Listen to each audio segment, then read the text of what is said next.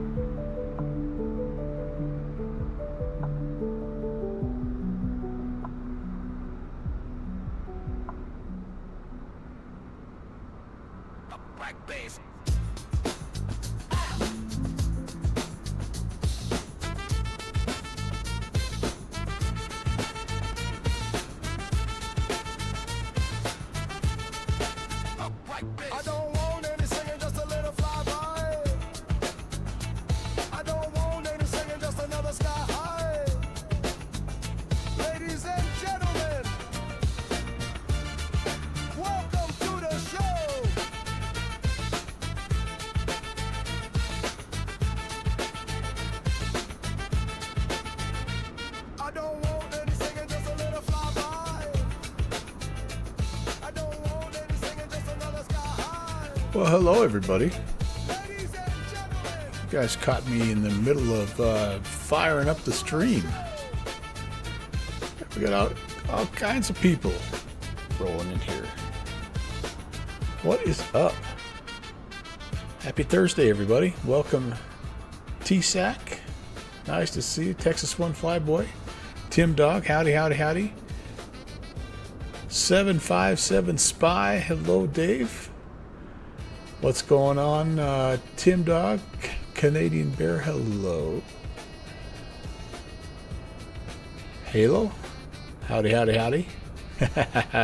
Great to see you guys. Boing Baga, nice to see you. Thanks for all the spy emotes and the pizza emotes and the Raider emotes. Hope you're off to a good start. Iowa Scotsman, did I say hi to you, Ron? What's up? What's up? What's up?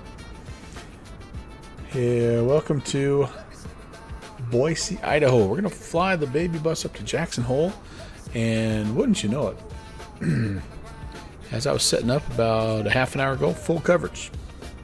And as I load in right now, nothing. Nothing. AMG, what's going on? Cheers to you, sir. Or madame, I guess, as the case could be. Welcome, friend. And anybody else, if I missed you, nice to see you. We're going to get going. That's right, that's right. Well, I knew it was kind of touch and go. It's a little risky, and there's some stuff going on. It looks like kind of Seattle-ish. And then, of course, there's some things going on over there by Toronto. But we've flown over Toronto the last several Tuesdays. So I thought, yeah, let's head out west. Both of our flights today are kind of out on the western part of the U.S. And I have not been in the Airbus since they have updated the latest update. So I thought it'd be kind of fun. And I've updated GSX, so we're going to see if any of that stuff works now.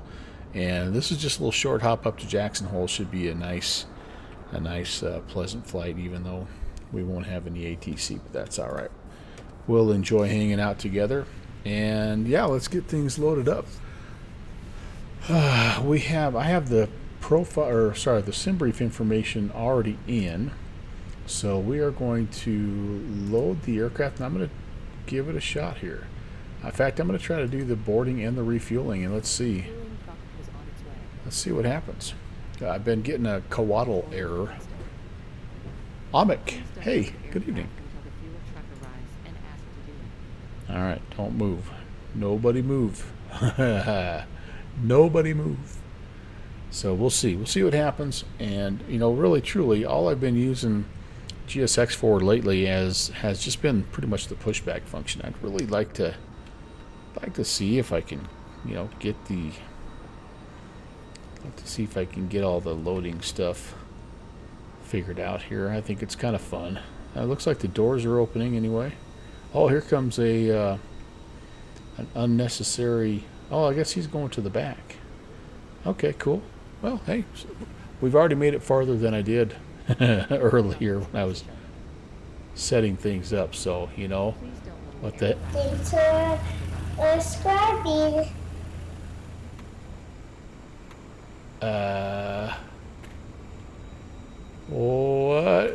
What is going on? Steve? Holy moly. My friend. What are you doing? Welcome. Holy gift subs, Batman.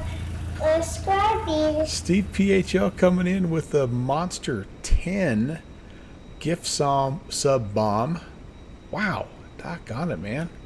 Thank you, buddy. I even have a little Dr. Pepper left that I won't just toast that with regular high quality H2O.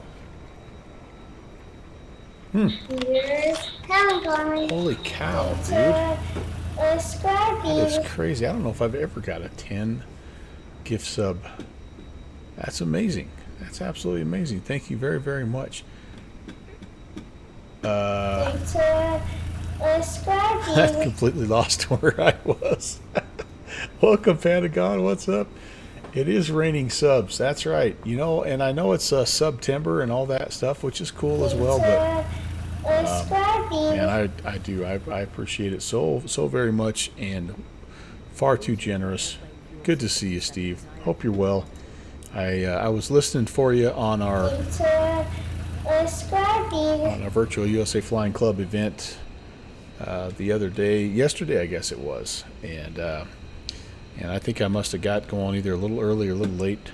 But anyway, I hope you're well. Thanks again. And anybody out there, let's see. This is a TTV streamer, Audie Glaze. Lurking is life. I like that. That's a good one. Tobias Y007, Pig, Minnienis, Buckeye 089, Diwali, Halsey 67, and Star Lugo. If you are around, make sure that you tell Steve thank you so very, very much. Tobias is there. I'm not going to say this right, am I? Maninas is there. And then AMG 1182. Thanks for the 100 cheer bits. You guys are awesome. You guys are so awesome. I'm going to activate something that I haven't activated for a little while, and that is the hype train logo here. And yeah, holy cow! All right, what a great way to start. And I mean, GSX is working. Our field truck guy is doing his thing. Tim Dog is tossing 200 bits. Thanks, Tim. Man, you guys are going to get me up to a level 3. Holy moly! Wow. Yeah, and so yeah, that's it. And I'm speechless. I'm absolutely 100% speechless. So, way to go, Steve. See what you've done. All right, so let's see if we can recover and move forward here. Thank you so much, you guys. That's so very nice of you. All right, so we've got hopefully people coming to get on the plane, and I think maybe we have fuel that's coming on here. Is this changing? Yeah, that's changing, so that's cool. We'll have cargo, all that stuff. I think GSX might be, knock on wood, it might be working. Holy moly. And yeah, so I think we need to go ahead and get everything else. Tim, you're going to jump in the citation? Nice. Very nice. Oh, Pentagon, you rascal. You rascal. A gift sub to Kit F1. Hey, we're going to be in the KitFox later on. That's a great gift sub. And level 3 complete. Wow. I have not been that high for a long time, so I don't even know what to say other than thank you. Thank you doesn't seem like it's enough, but thank you so much. Rob, you're awesome. You are awesome. You guys now, by the way, not only ad-free viewing, as you know, but access to 18 of the best emotes that you can make on Google Drawing, with the exception of a couple that are made professionally, like the Flaming Dragon one that you see right there. That was made by Gemma Studios. What else do I have? There's a couple that were professionally made.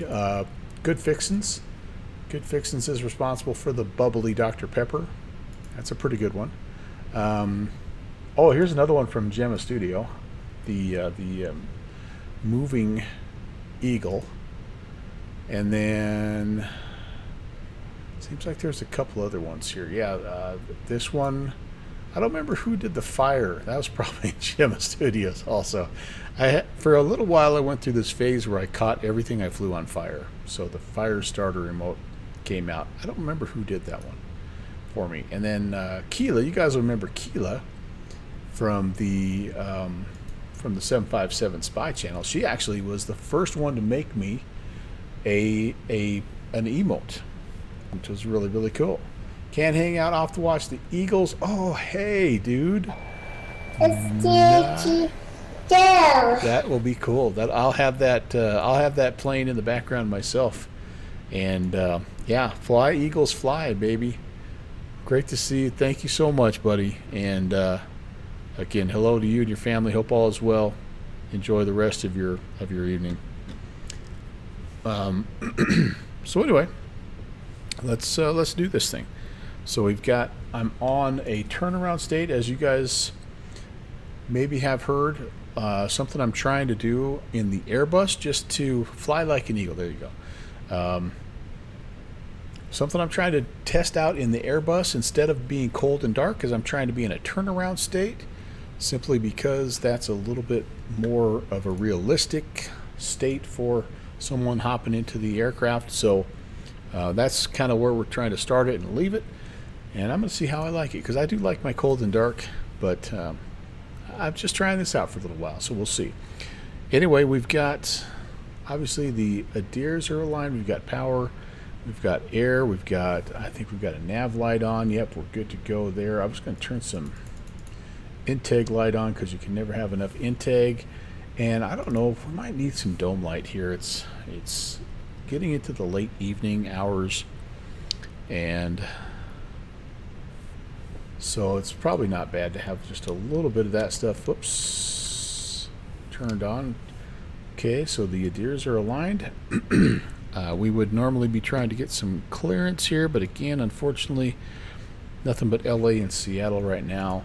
So we're going to go ahead and call ourselves cleared as filed. I don't know if I've filed it. Let me make sure I've filed it here.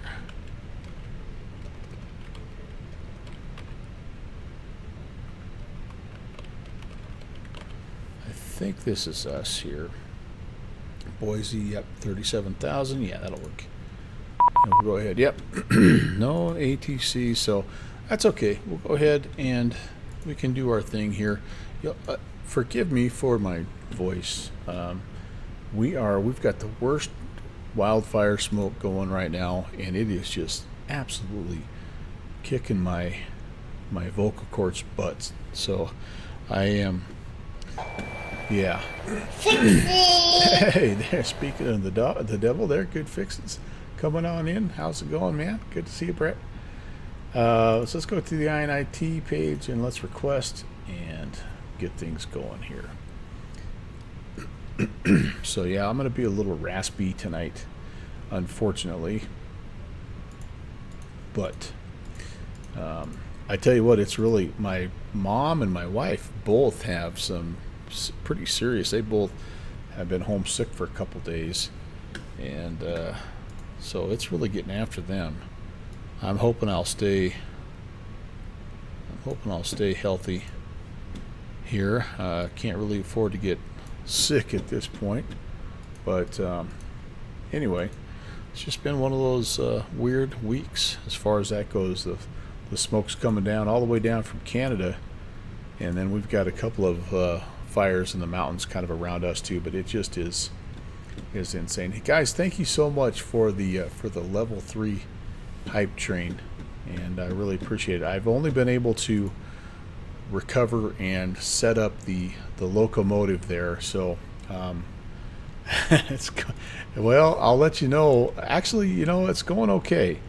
The first day that I was there, I didn't do much. I did a little bit of computer training. The second day I was there, I did a lot of computer training, but I also was able to go do a couple of runs and loaded about 1,000 boxes of we've got this local butcher packing plant, and basically filled up 2 trucks worth of stuff. That was two trucks worth of product, so that was kind of fun. But since then, it's really been just been trying to get the computer training done.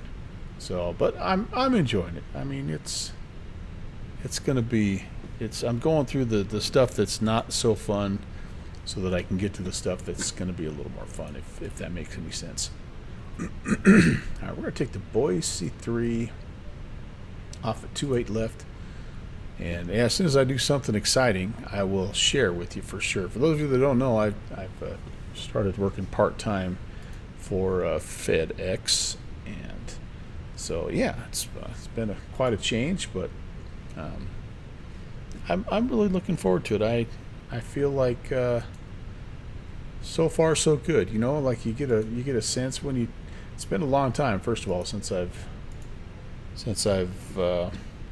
even looked for a new job, and so to I can remember kind of like the last time I looked for a job, I sort of knew right away that it wasn't going to be a great fit. It was just a summer job, and so this one has a much different feel to it. Good people, good place to work, positive. Guys work hard. The people there work hard, I should say. Boss is a good guy, and yeah, I think it's going to be good. Hey, we're landing north into Jackson Hole tonight, by the way. This is cool. So let's let's take a look at. We don't get to land north very often. Let's see which one of these approaches we're going to want. RNAV, we've got X-ray, we've got Yankee, we've got Zulu. I wonder what they're going to want us to do here. Let's start with the Zulu. So we'll come from Elk up here, north to Widga and on in. And let's see. I think we can do the Zulu. I think we're going to pick. Yeah, I think it makes sense for us to do the Zulu. So let's do it. RNAV 1 Zulu. Awesome. All right, so we'll take a quick peek here at the Boise 3 departure as well, while we're kind of letting the fuel load. We're kind of taking our time because we're testing out GSX. And do I have anything yet, you guys?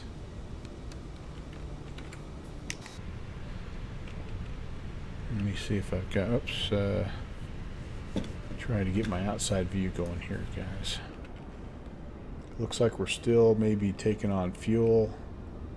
No, I don't know what we're doing.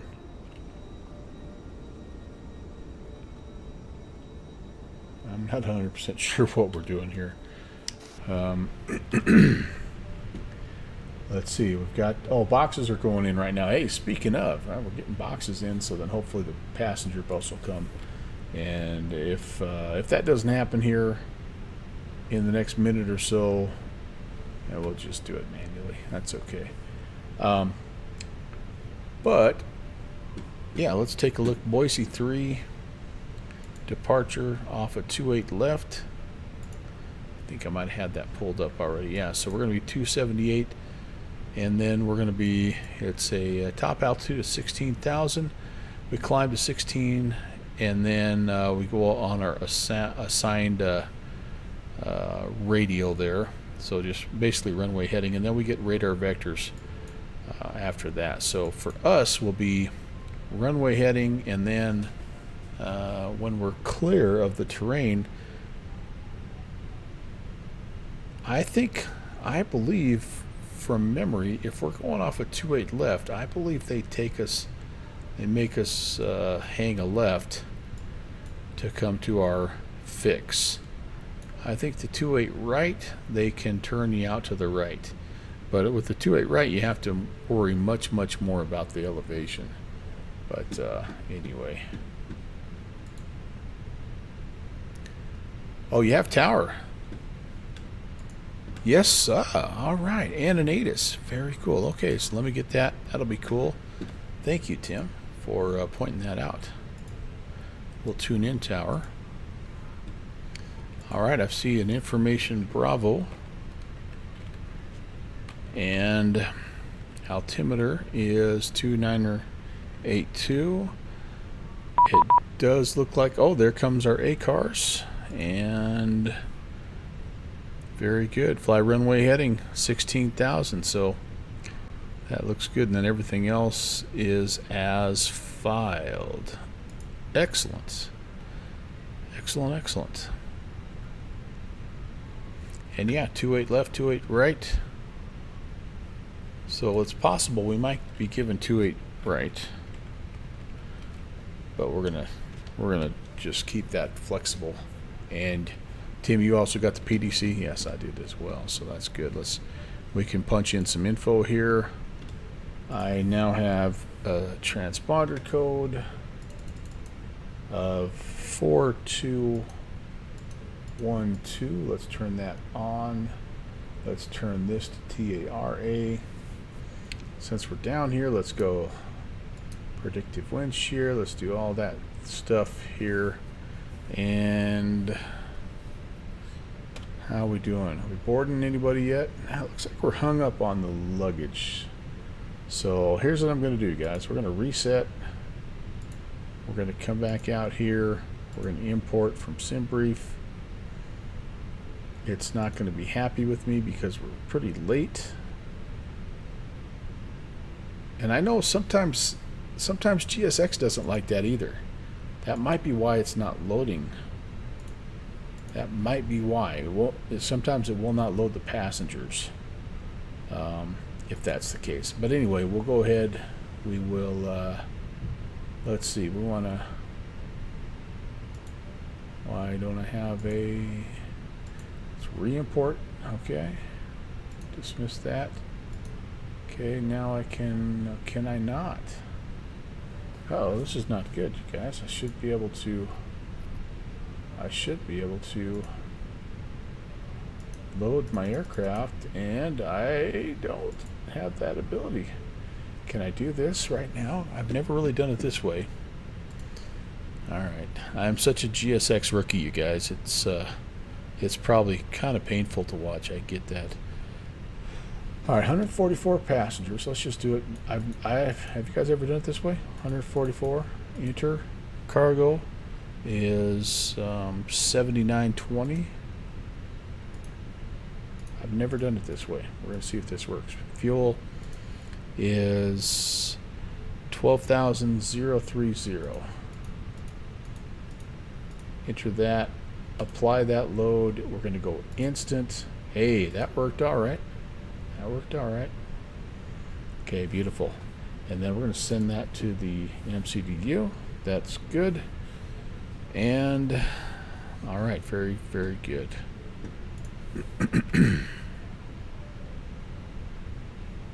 So we've got clearance now. We've got our flight plan in.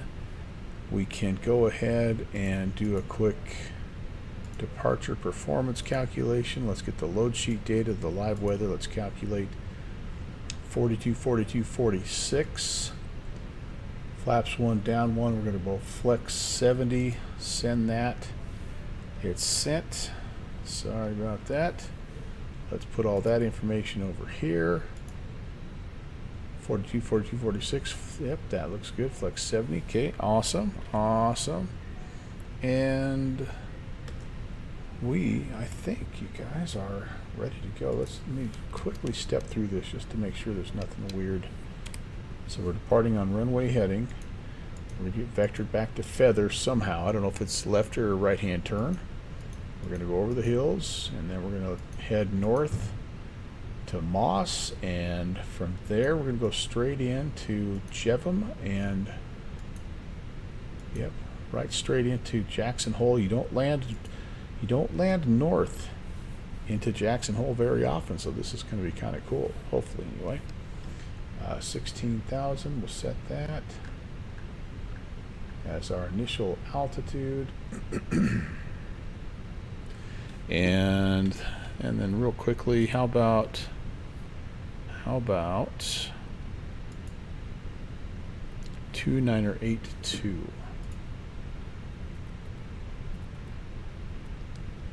Awesome. That's all synced up. Good deal. Good deal. You never know what you lose when you get updates, right? You lose sometimes the silliest things in terms of your setup.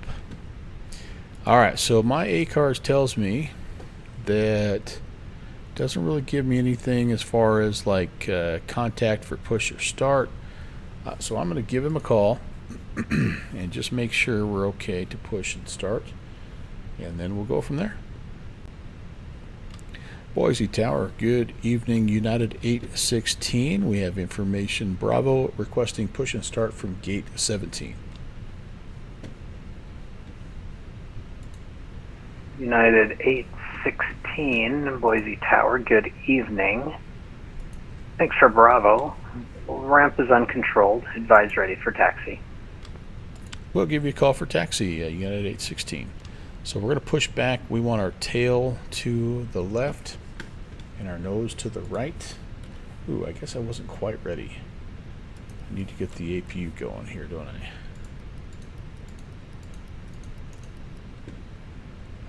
Beacon can come on. And let's get the GSX pushback, dude. Did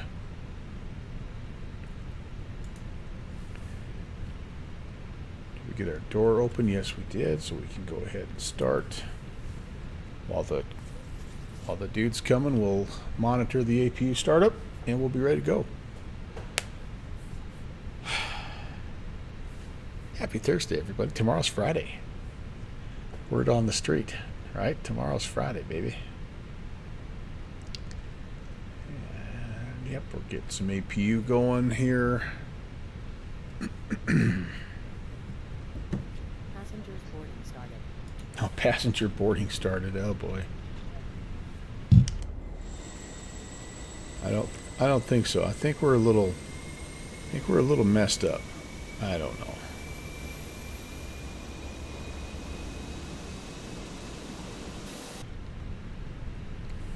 I think we're a little messed up. Maybe the boarding doesn't start until you request the yeah,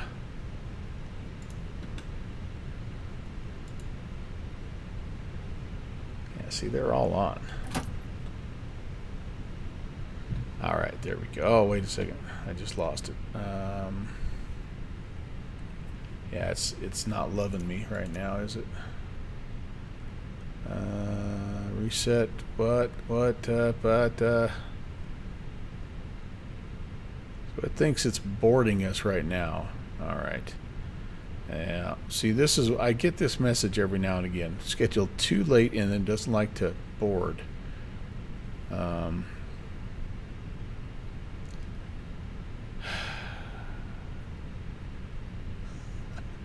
Can I cancel? Can I just do a regular? Just send him out on the ramp. That's right. Reset position. Okay, Tim is saying reset position. All right, reset position. All right, and then do I reset? Do I call for?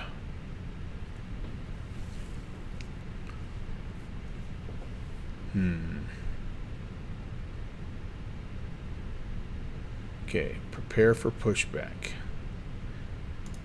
Let's try that again. See if we've... I worry that since I manually entered this stuff that it's not gonna... Oh, there we go. Alright, here comes our pushback person. Alright, there, she's got the key, or he's got the key. I don't know who it is, but they've got the key. Hello, Captain. We are ready for pushback. Alright. Pushback lady is here.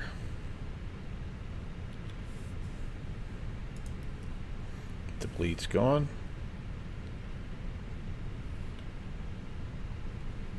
It's always good to have Tim Dog here. Oh, thank you so much, guys. Uh-oh, somebody calling me here. Departure checks completed. Bypass pin inserted. Thank you, Tim, for that. My apologies. That's twice I've done that. 2 days in a row I've left that dadgum Navigrab map up. Alright. But now we're kind of getting things ready to rock and roll, so that's good. Locking gear. We've got more pushback tugs than a man should be allowed to have, but that's alright. 2 is better than 1, right?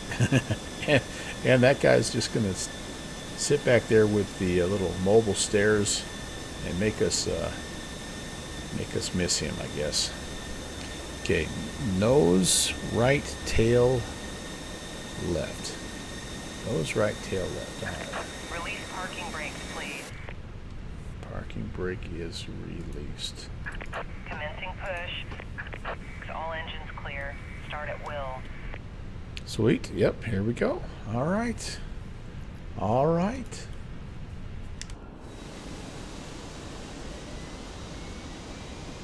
I do like this. I think this is kind of cool. Nice little correction there. Look at the pro. He's angling me around that guy just like he knows what he's doing. Yeah, man.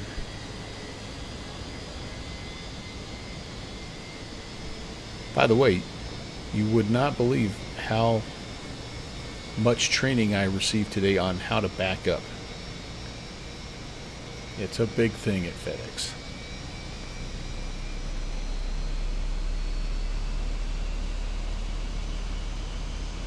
I gotta think these two guys have a pretty good job, right? Would that not be a good job? Walking out there, making sure everything's clear, you know? Probably push like, probably help about 20 planes a day, You just kind of go back and forth. You just do that, man. I think that'd be a pretty good job. I mean, it gets hot, cold, and all that stuff, but getting some exercise, fresh air, lots of smell of the fresh air of all that jet fuel. Actually, I think it'd be kind of fun to be a tug driver. What's up, JPC? Nice to see you, my friend. Hello. Parking brake. Set that parking brake. Yes, ma'am. Let's get you going.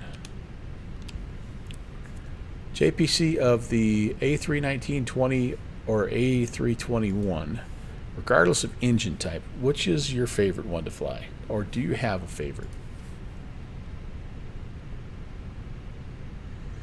I've never asked you, and I'm just kind of curious. The 21 the best? Nice. The big boy. Unlocking gear. Have you ever flown a 318? You ever flown the little mini bus? Boy, my microphone seems quiet. Is my microphone quiet? Is it okay? How are the levels? Test 1, 2. Testing. Tow truck disconnected. Oh, 20 and 21. Okay. Left is clear. Right is clear. I got the hiccups all of a sudden. Okay, there's a good start. I think a good engine start. Neo or CO. You said the Neo is a little temperamental, though, right? That's the one that you have to do the engine heat, no matter what, no matter what time of year, right? Isn't that the one you told me about? Okay, do we have? Can I look at the engine stuff here? 2 good starts. Turn the APU off here. And I believe we are ready for taxi. So let's give the tower a call. Tower Logan United 816 is ready for taxi. United 816, runway 28 right, taxi via Alpha, Papa. 28 right, Alpha Papa, United 816. All right, so we should probably change our Boise departure. Tower, good evening. November 538 Tango Whiskey with Bravo, ready for taxi. November 538 Tango Whiskey, Boise Tower, good evening. Runway 28 right, taxi via Alpha, Papa. Can't imagine it's 28 right changed via our Alpha Papa, takeoff data. citation 538 Tango Whiskey.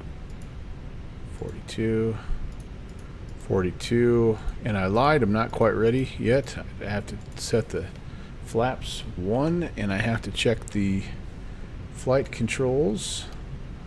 We got to set the trim to down 1. And we're going to quick check here, left, right, good, up, down. I still am getting a side stick error, and I don't know why.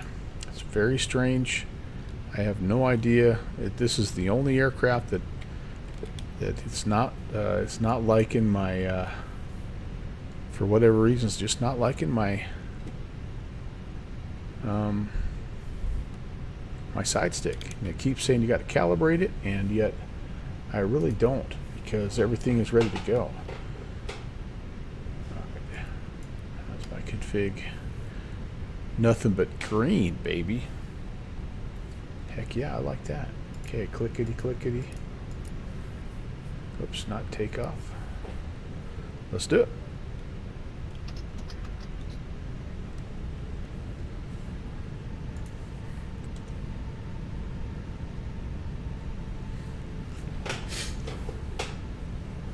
What is that emote? A jet pilot Airbus. I like that. That's cool. I like that a lot.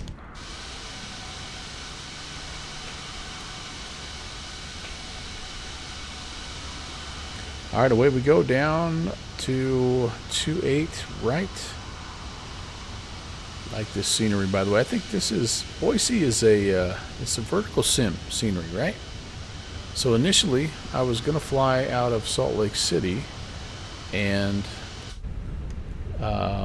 yeah, my pack sim scenery was so I lost a couple of sceneries in SU3. Like they just disappeared. One of them was Fly Tampa Boston, which was a 2020 scenery that I had installed and was working good in 2024, but it was nowhere to be found. And same thing I found just about an hour ago with Salt Lake City.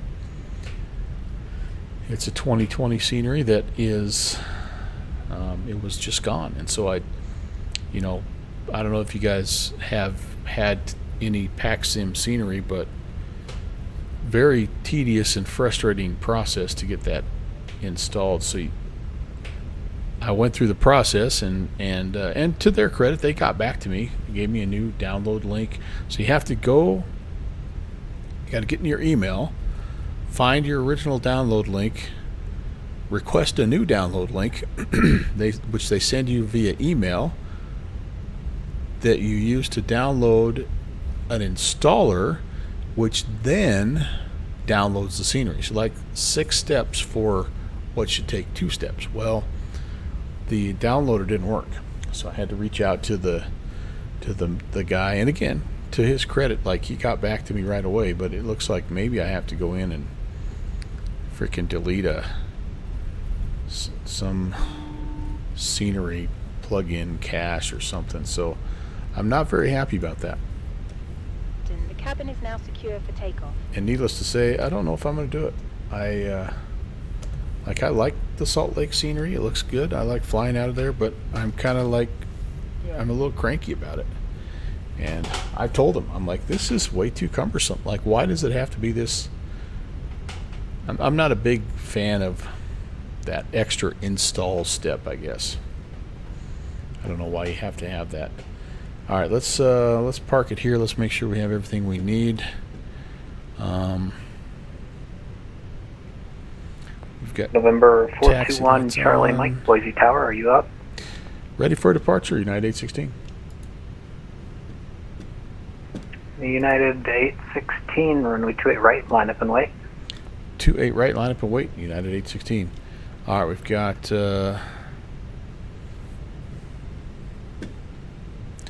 4 taxi stuff here.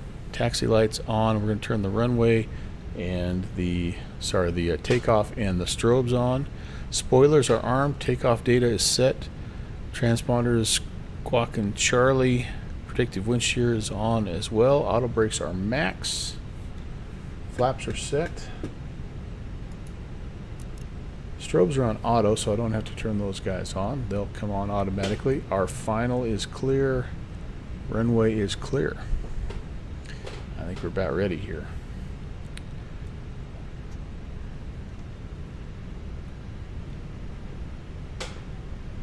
Get lined up.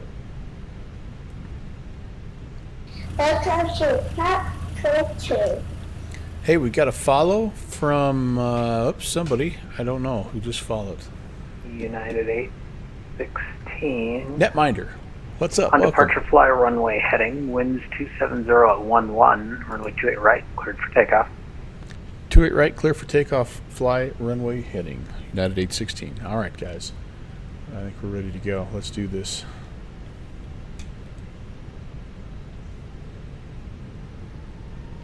Engines are coming up.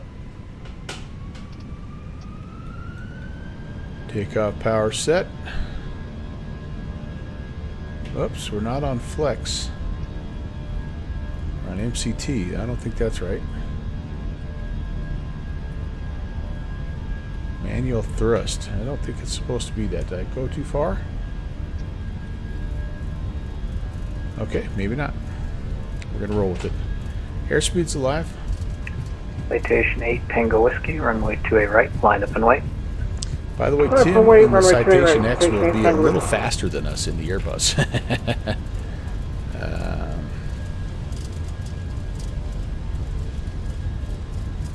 Should I have a man MCT?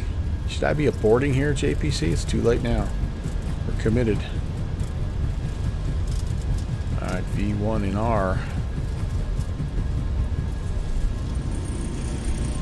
I thought we were flex takeoff. Tower, Challenger, 421, Charlie Mike. Gears up. Level 7,000. Challenger, November 421, Charlie Mike, Boise Tower. That was Welcome. interesting. Expect runway 28 right. 28 right, 1 Charlie. Gear up. Or sorry, flaps up. Wants us to go back to let. It's gonna not love my throttles. There we go. There we go. Doing all right. Climbing out. Just a little hand flying, baby.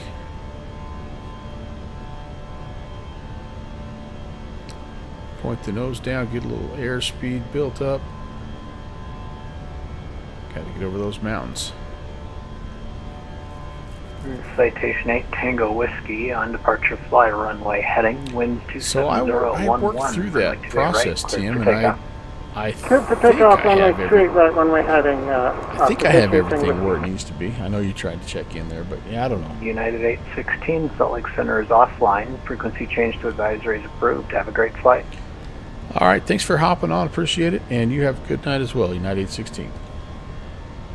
Okay, so we're going to just hold the heading mode for now. We're going to climb. And I think I'm going to turn.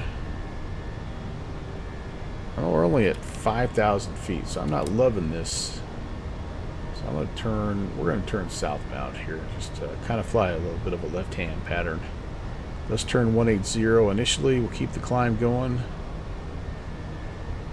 There we go, about 170. That'll be fine. And clear ourselves up to the cruise altitude of 300.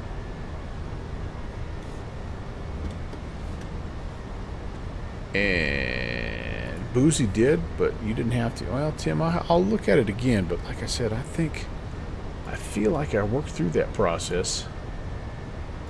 I don't know. Well, I've been getting that. So this is the error that I've been getting. And yeah, I don't know. I need to keep working on it because it keeps popping up. Yet everything's working fine. I mean, nothing is acting crazy. November 421 Charlie Everything Mike. is still, Base your discretion. you know, runway 28 right. responsive Cleared to land. and Winds so, I don't 27011. know. But Based at my discretion. I'll keep clear messing to with land, it. 28 In the right, meantime, 1 Charlie. let's look at this.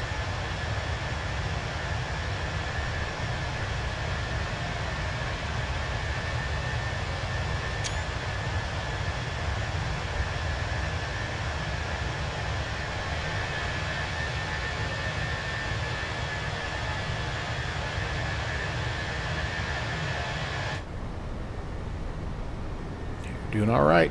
We're doing all right. Citation 8 Tango Whiskey. Salt Lake Center is offline. Frequency change to advisory is approved. Have a good evening. 900,000. Let's turn some stuff Approach off advisory, here. Citation 8 Tango Whiskey. Thanks for ACC. Have a good evening, sir. And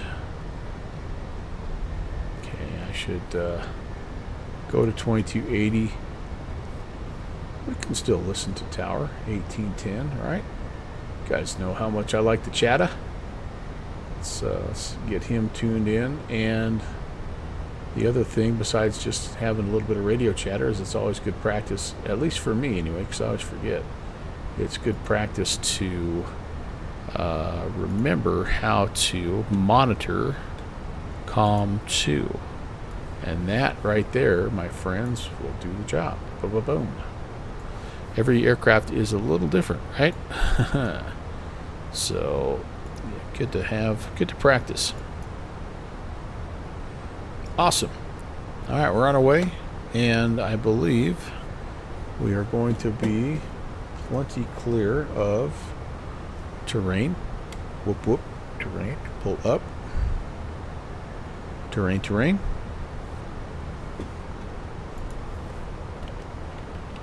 Whoop whoop, pull up. Three.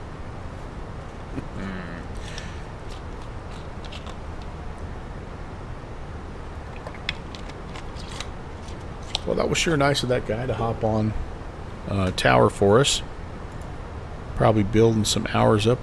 That guy's name is Jeremy.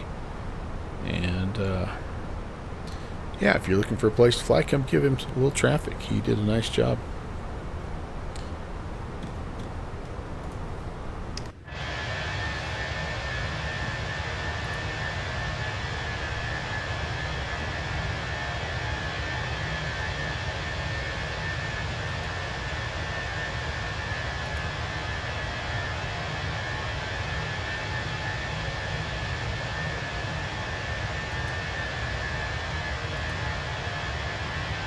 Has anyone downloaded? Find it here.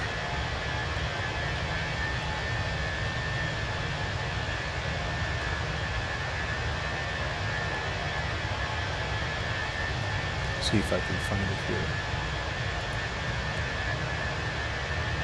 Has anyone downloaded this yet? So Katie Pilot has come up with this audio normalizer, and you guys all know how sometimes, well, the levels are all over the place, right? This is supposed to help with that. Spy does use it.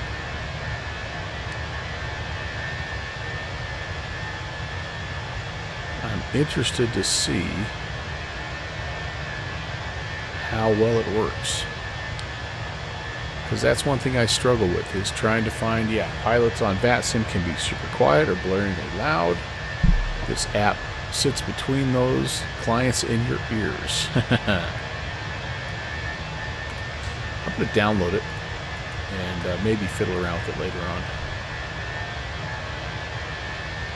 You have your own compressor plug-in with Elgato wavelength. I see. Wavelength. I see.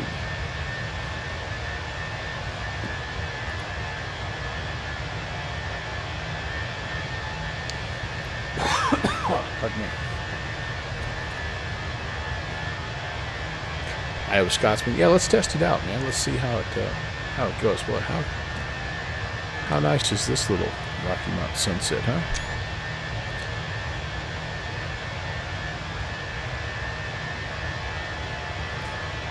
Right now, I know what Good Fixins and Jet Pilot Cinnamon are saying. Hey, there's Weatherby. Over there, that's McCall. Up there, there's Johnson Creek. Oh, you downloaded it and set it up. Elgato Wavelength. Interesting. And it keeps all those levels nice and level, I guess, right? No pun intended. Yeah, that'd be great.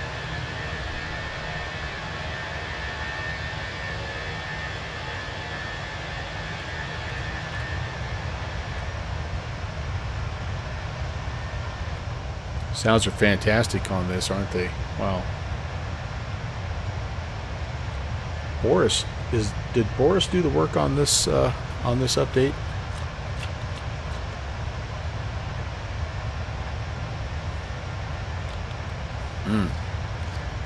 All right, good to know.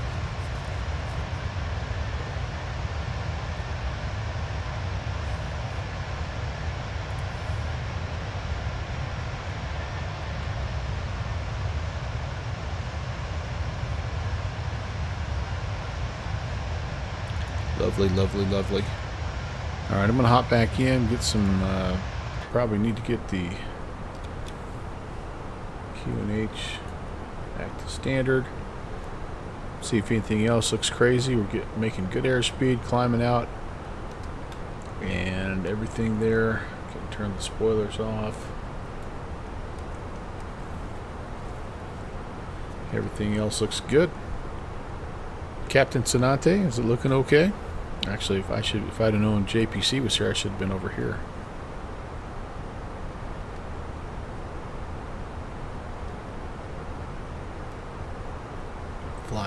Flying right-handed.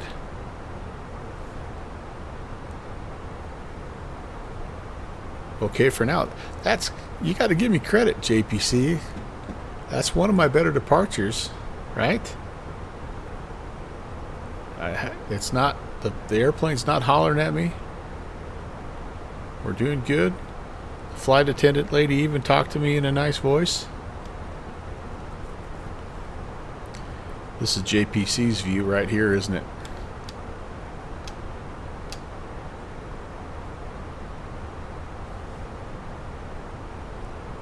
It's a nice view over here. I like it. Guy could get used to this, although you wouldn't want to get too used to it, right?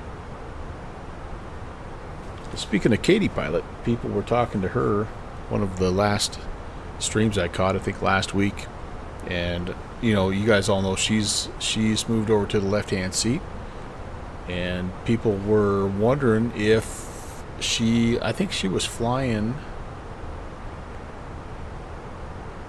I think she was in the A320 still, but they were asking her about potentially, you know, moving up to like an A380 or just something bigger.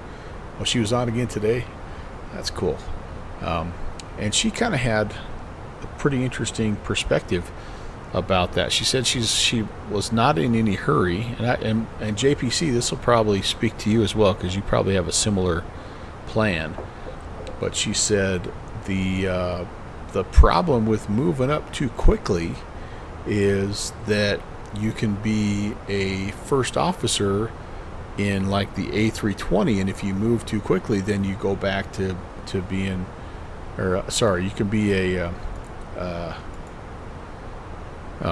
pilot in command. Anyway, you can move from the left seat to the right seat if you move up too quickly.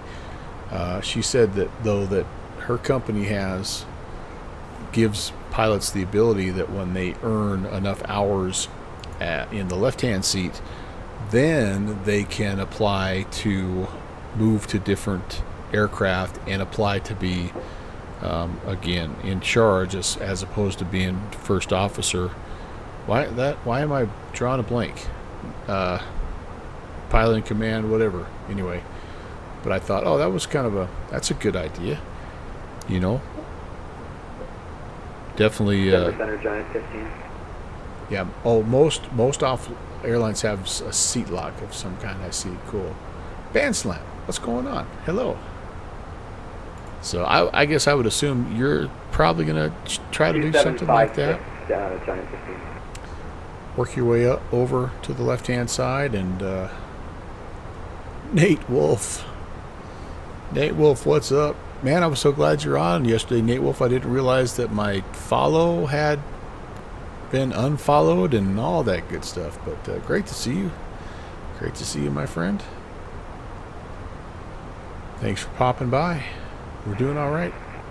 We're on our way up to 300. We're heading to Jackson Hole, and then later on we're going to hop in the KitFox, and we're going to do some flying up in Alaska. I'm not 300. I don't know what I'm thinking here. I'm 370. I got a little climbing left to do. Seniority is pretty stagnant right now, so you won't be able to upgrade for a while. Yeah. Sure, I mean, yeah. But you pay your dues, right? I mean, that's kind of part of it. And I guess it's good that your company is well staffed, right? And not having a bunch of turnover, especially at the top. Yeah, and it's Nate Wolf. We're landing north tonight, the rare runway 1 approach into Jackson Hole. So this will be kind of fun, I hope. By the way, I've switched over to Denver Center now, because I think we're going to lose. We're going to lose range on Boise Tower. I do see a Salt Lake Tower popping up and a Salt Lake ATIS. So I'm fingers crossed we may have a little ATC maybe brewing here in the Salt Lake Center. Hopefully. Denver Center, Lufthansa 418 on flight level 370.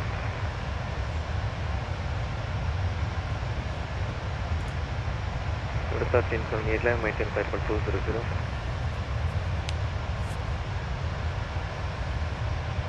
Who is the other person calling?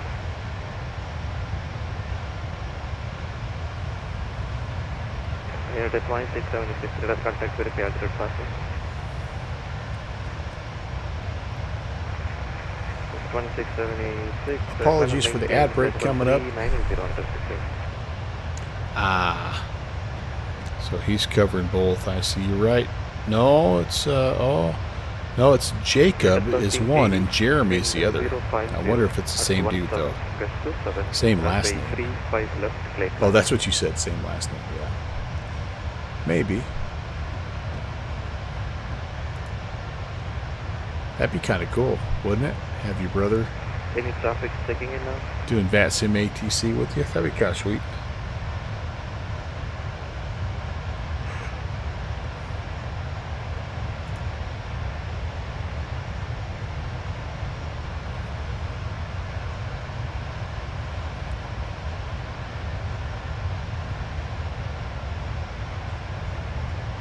Hope Thursday's going good, everyone. Thanks again for coming in. If we have not met yet, if you're here for the first time, my name is Brant.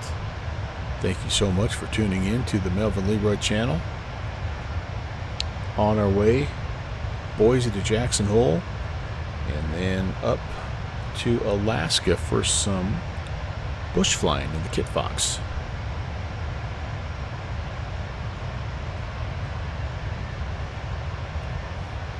Winding down after a day of work. It's been good to get back to work. I'm just part-time, so that's kind of cool, but it's been good. It's felt good to get back to you know, getting up. I haven't been sleeping in per se, but I also haven't had to get up and kind of get rocking and rolling. You know what I mean? Like I would get up pretty early, but take like an hour and a half to drink coffee and have breakfast and walk the dogs, and you know, I'd get up like 6 in the morning or sometimes even earlier, and it'd be like 8:30 before I'd actually like do something productive. So it's been good for me to kind of get into a little bit of a routine. It's always good, I think, when you have a routine and you're busy and you're working and doing stuff like that. So comes trouble. Southwest 1005, descent via P3 arrival, Denver landing north, Denver altimeter 2997. If this is working. That sound command is not working. Okay.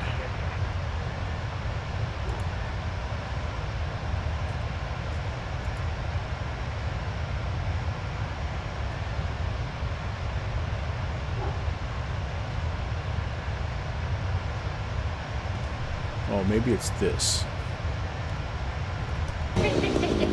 Dog will hunt. I thought I had.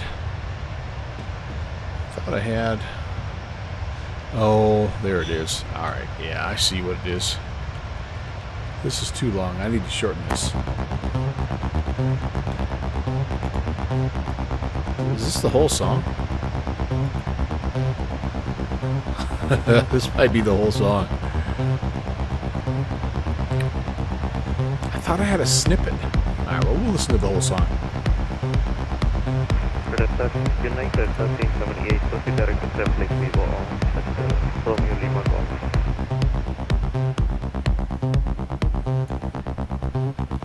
Cody the Brave with a heart so United 1378, there you can expect LBA runway 25 approach. Proceed direct to Trembling Vivo on Romeo Lima Golf. leader of the pack with a bark so strong. In his fluffy world, nothing goes wrong. Oh, Cody, my co-pilot, my star in the sky. Barking for love as the clouds roll by.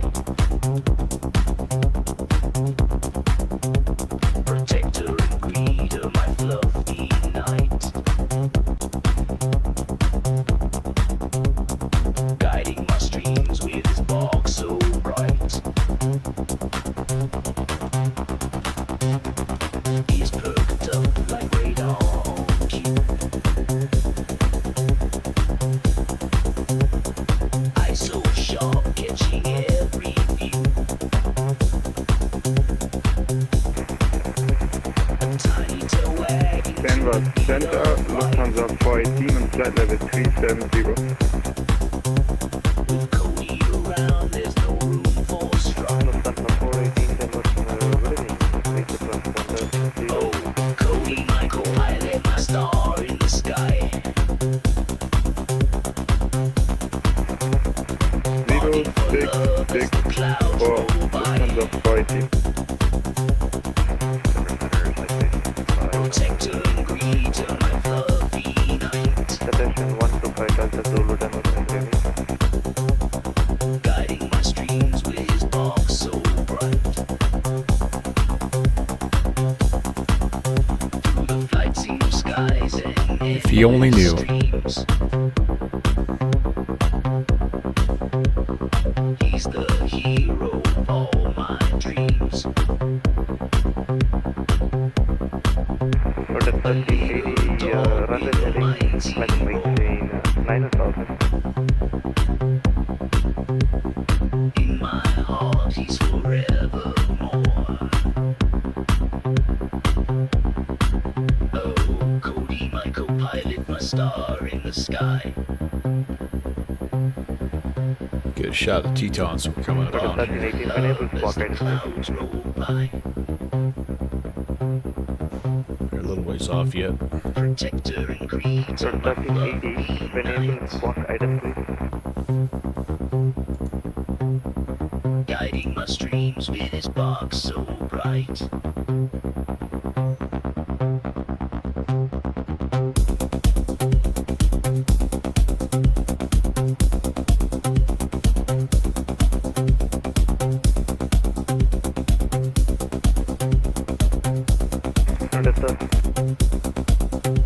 Route 1380, Ah, the goofy things we do for our Denver. pets.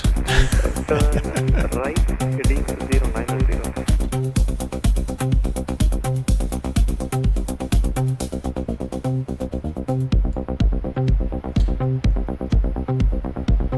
Although I think down when Sim made fun of this song, he said Fonzie was jumping the shark. I thought that was kind of mean.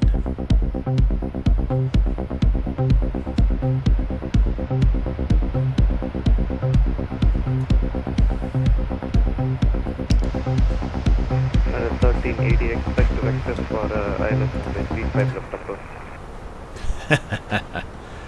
All right. Well, that was a bonus playing of the Cody the Brave song. Once per stream. That's the max. I guess I requested it this time.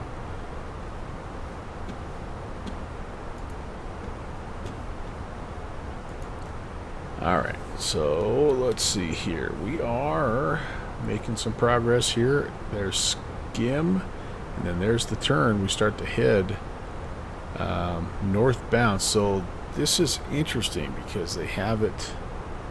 We can go elk up to Moss, but we're not coming around to land on 19er. We're coming right in here. So we need to maybe have a little bit of a... Tim was already thinking, yep, go direct elk to View Guy. I would agree with that, sir. November, suggestion 125 Delta Zulu Denver. You're reading my mind. So let's pull Navigraph up and let's look at Delta Zulu, I that. have a arrival route for you. So, yeah. To copy. Elk to Moss, that would be what you would normally use because the normal pattern is to loop around here, do Nor VOR, and come on down past Jackson Lake, the Tetons here, but we're going to go elk right on in. So, India 1 arrival. I have the RNAV Zulu We're going to go in direct front. plugged in. And so, yeah, from elk,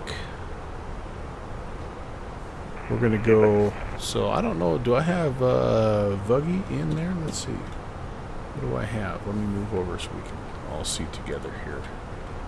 So, yeah, doggone it. Sorry, guys. Not at 1380, There, we turn can right sort heading of see that a little 190. bit. So I've got elk, then moss. So I don't have Vuggy. I need to get Vuggy on there. I bet I get Vuggy. Well, actually, hold on. There's Jevim. So I could. United 1378 doesn't maintain 14,000. I'm not going to worry about Moss. Eagle I do think I'm going to altimeter. put.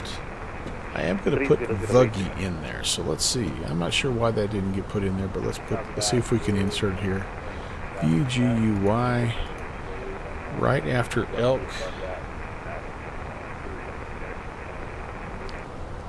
But at 1378, just in the part description to 14,000. So before I do that, I just want to. Yeah, no, it's not in there. Okay. Interesting. Okay, we'll insert that, and then I'm gonna get rid of. Moss. Can I clear Moss out? Yep. And then we've got. There's all this. There's Liat and Ness. But we could just. I think we can just go from there right to Jevum. Yeah, I'm gonna get rid of that disco. Number 704, Mike. All right, awesome. So now we've got a little bit more of a coherent flight plan. Let's check our altitudes. At Vuggy, we need to be 14. At Jevum, we need to be down here at 9,900. So that's all right. So Vuggy. Let's change this to 14,000. All right.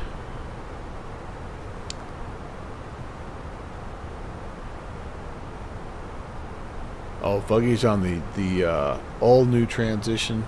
All right.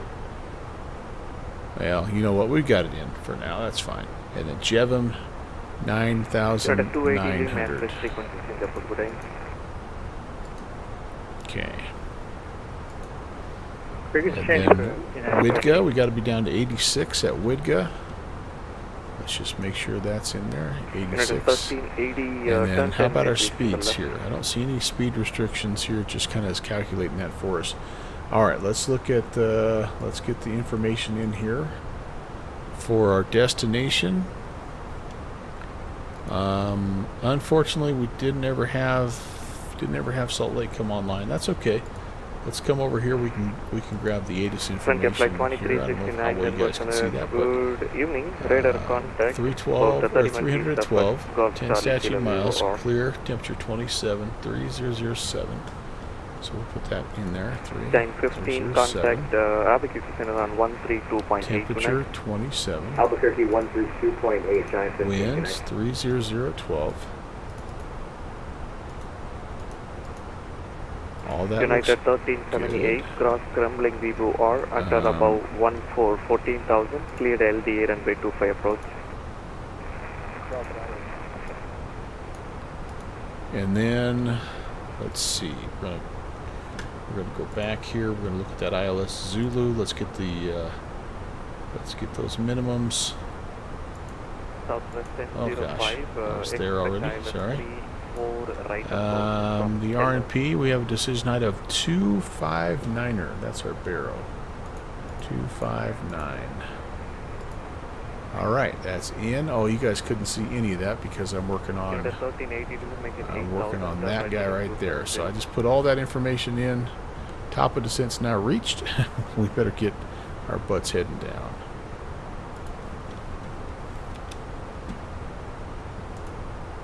Number 704, Mike. Let's give it to the Kilo Charlie Lima Tango. aircraft. Let it get us going down, and I'm gonna just take it. I'm gonna take it all the way down to 8,600.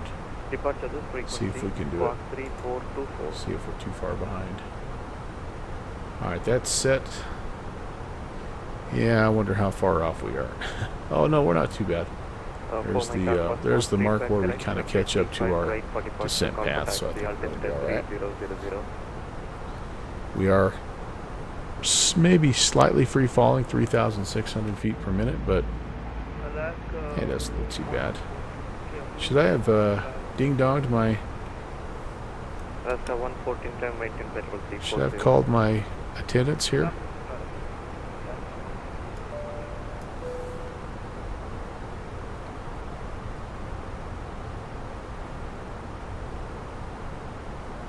That's the part I don't Like, that's the part that the real pilots probably just chuckle when they watch us sim pilots, because they're doing so much more than just flying the plane. They're contacting, you know, they're making cabin announcements, and they're doing all that stuff. And I'm just pointing her down, baby. Let's make the mountains look bigger.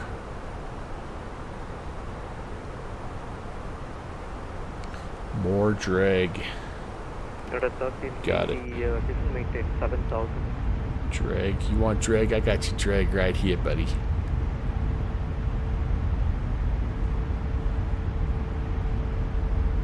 Under 1380, turn right heading 320 to join. Turn right heading 320, maintain 7,000 until established on the localizer. Clear dial of 35 left approach. Alright, so we're doing alright. What are we coming up on here? Elk. 17. We need to be, what do we say at Elk? I don't know that we said anything. We said at View Guy we need to be 14,000. So let's see, what do we have? View Guy.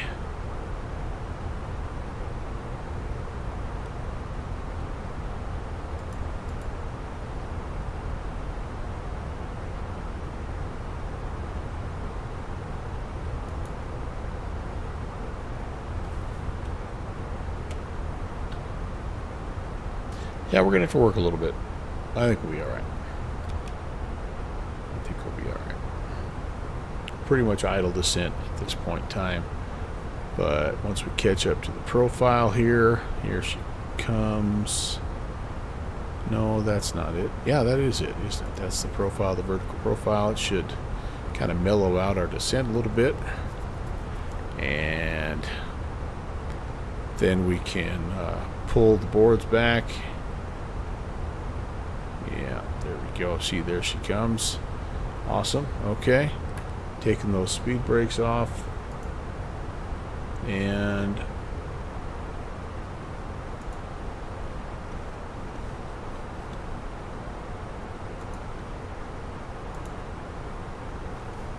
we're at 23,000. Now, go ahead and set the altimeter here, 3006.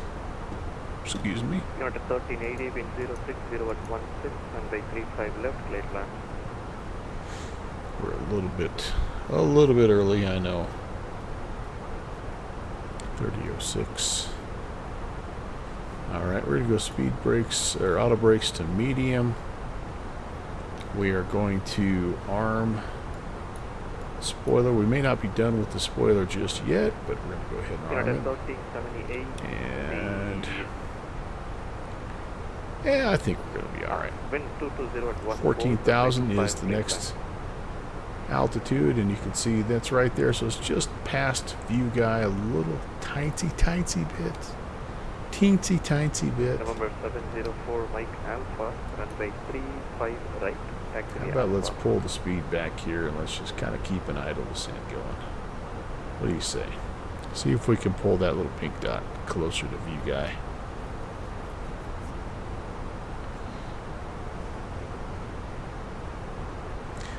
Because we are going to have to slow down at some point here. Attention 5 Delta Zulu, descend on Harry 1 arrival. Aspen altimeter. It's really mellowed out my descent rate here for some reason. I wonder if it's because it's trying to slow down. That's probably why.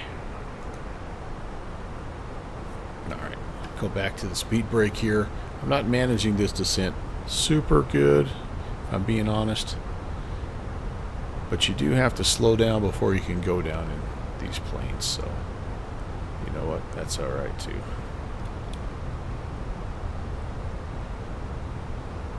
Okay, there's Palisades Reservoir. There's the town. Somewhere in here is the town of Alpine, like right in here. And there's Jackson Lake. CTAF is 18. Thank you, Tim. 18075. Okay, we're already turning in. I'm going to go ahead and turn the center off. We're going to make some calls here.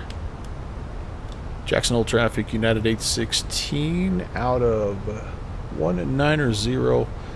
We are inbound on the RNAV runway 1, approximately 30 miles to the south of the field.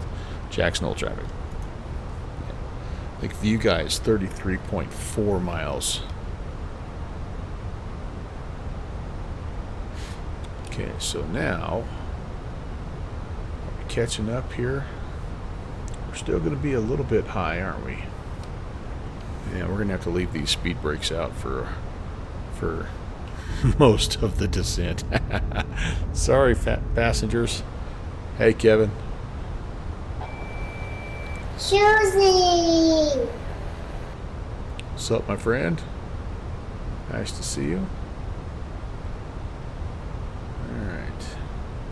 So there are I believe those are the Tetons. Yeah, I think so. Got to hop right over the top of this hill.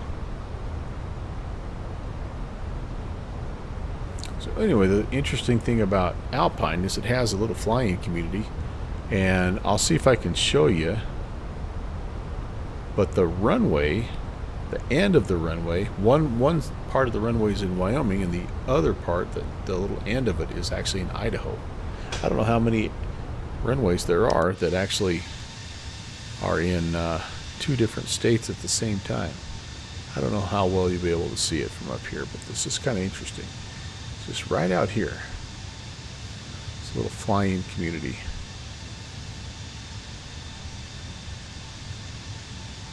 I don't know if you remember the YouTube streamer Matt Guthmiller, but he now lives there in Alpine. Maybe it's here. No, I think that's it right there. So most of the airport here, and this may not be it, but anyway, most of it is in Wyoming, and then this last little part, whatever that little part is, I don't know if that's it or not. Anyway, you get the idea. Alright, turning inbound. Hey, we've caught up to our descent profile. That's cool, and our airspeed looks good as well. In fact, I'm going to keep trying to bring it down here. And yeah, shoot, we're right on 14 at View Guy. We're looking good. It's just crazy enough to work. Obviously can't get too low too soon here because of this terrain business, but I think we're okay. What do we have to be at? We may have to level here at 11.2 and kind of step down. I don't know that we can take a direct glide here. In fact, I'm going to level off right now. I think a View Guy, now that I look at it, I'm kind of embarrassed. Let's hold. Altitude hold. Hold. Altitude hold, please. We were supposed to be 15 at View Guy. And then step down to 14. And then step down to 11.2. That's our next step down. So I'm going to dial this up. We're going to try to take it a piece by piece here. 11.2 is our next altitude at Livet. Nope, 11.6. So we're almost there. Alright, now let's go back to the descent profile here. There we go. Yeah, View Guys 14 above, 15 below. That's right. And I kind of was below it. Well, I was way below it. Okay, that looks fine. Jevon, we do have to eventually be down to 9,900. But I'm looking here. This is where it would have been nice to have all those waypoints. That's why all those waypoints were there, is they were altitude markers. Jackson Hole traffic. Petition 53 Tango Whiskey approaching View Guy for the RNAV Zulu runway 1, about 32 miles out. Okay, so he's a little behind us, and we're coming up on Nesby, which is 20 miles. So let's make that call. Jackson Hole traffic, United 816 is descending 11,900. We're 20 miles south, inbound runway 1, Jackson Hole. 13 Sep, that's good. That's good. Yeah, you must have really had to throttle back to to not overtake me. Man, that's Citation X. That thing is fast. I jumped in the default one in X-Plane 12 the other day, and I forgot how good that plane is. Man, that was fun. Had so much fun flying that sucker. Alright, Widga. What's Widga? 86? And we're pretty close. We're pretty close. We might have to throw some flaps in here. Oh gosh, I'm overspeeding my flaps. Whoops. I thought I was 250 on the flaps, but that's not for this plane. Sorry about that, flaps. JPC, turn away. You don't see anything. You don't see nothing. We're going to increase our rate of descent just a little bit. I want to get below. There we go. Actually, we're okay. Doing good. Don't really see the runway just yet. It's just right out in there, though. Oh, I do see the runway. There's the Snake River. There's the Tetons. Man, the more I've been flying in X-Plane with map enhancement, the more I realize that MSFS has its peaks, but the mountains are kind of mushy, aren't they? Self-talk. Yeah. Usually I'm saying stuff like, "You idiot. What are you thinking? What do you do?" Yeah, no. All right, there's 10,000, and boy, we got to slow down. And I mean a lot here. Slow down. It was our 26. I got to get to 131 here. So it's time to start getting serious about slowing down. 131 is our approach speed. And we are going to be good. We're going to be actually a little before Widga, so that'll be fine. We'll level off and we'll let the speed come down. We can put some more flaps out there.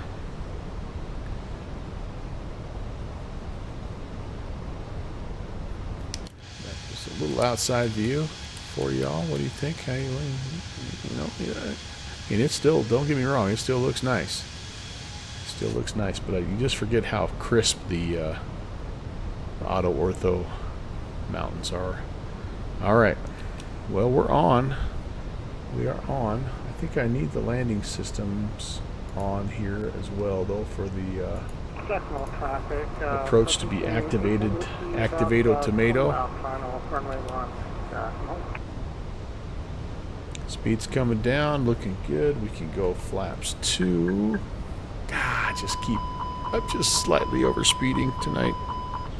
Sorry, maintenance guy. Alright, we've grabbed the glide slope. High field's in sight.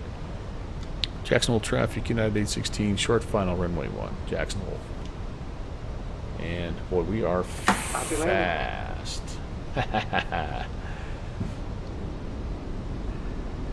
Gear down to go down. That's a thing. Lovely evening skies here. This, by the way, this is one of the areas where we're getting a lot of our local wildfire smoke. There's a couple of fires up here by Jackson Hole. I'm surprised that it's not simulating that a little bit, but I think the fires are a little farther to the east. I know I'm pointing north, but you know what I mean. Flaps 3. We're going to be a little later than normal taking it off autopilot just because I didn't really manage to speed super good, but you know what, we're doing all right.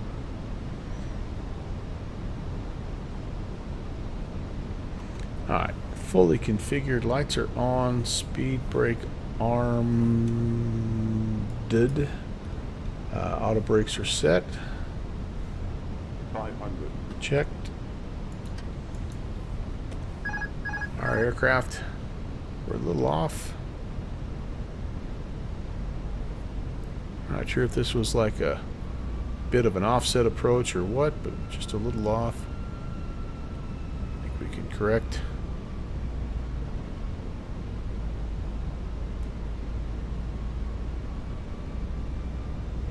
Oh, getting kind of blown to the right a little bit here. Powder River Letterbuck.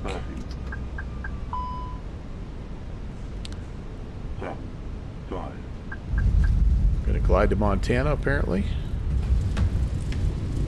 Alright, reversers are green.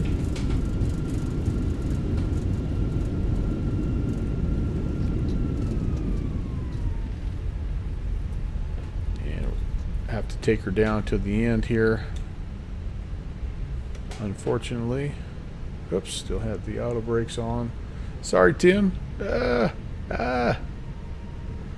I'm trying to get out of the way, buddy. Central traffic, position with about 10 mile final runway. Okay. We got a little bit of time. Chris. Hello, sir.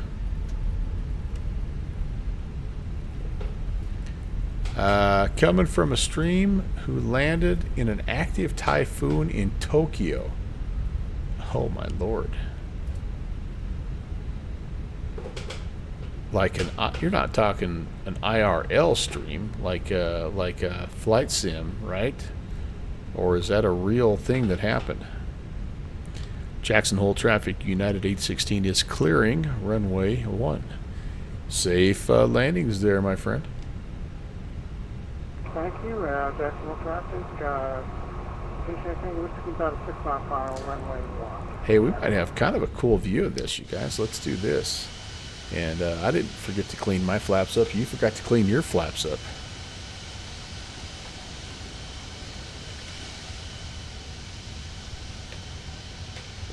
See if we can see Tim coming on final. Chris, happy Thursday. Good to see you. Welcome in. We're about to put this guy at one of the gates here and head to Alaska.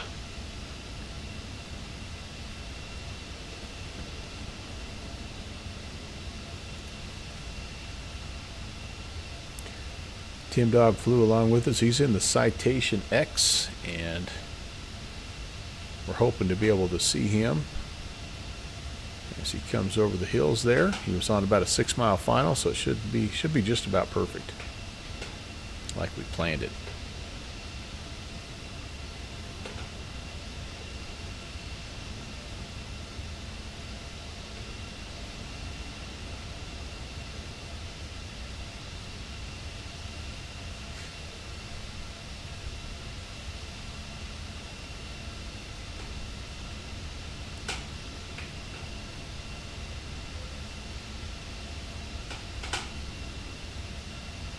I tell you what, it will not be long before the snow is going to start creeping into this neck of the woods, and they need it. They've got some serious fires going. All right, we're getting to where we need to be.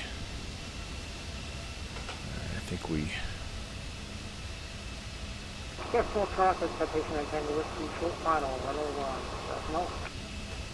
We can take any of these gates here. I think we'll take this gate. Right here.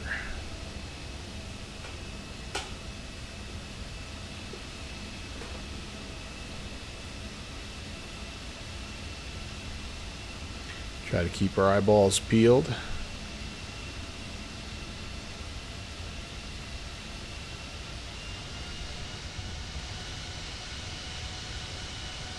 Should see his landing lights here.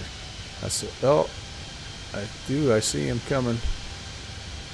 There he is in the shadows.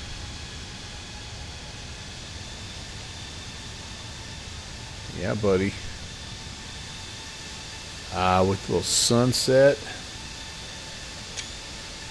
Nicely done, my friend. Right down the middle, baby. That's what I'm talking about. Alright, sorry, ramp dudes. I did turn everything off. That's good. That's good. Alright.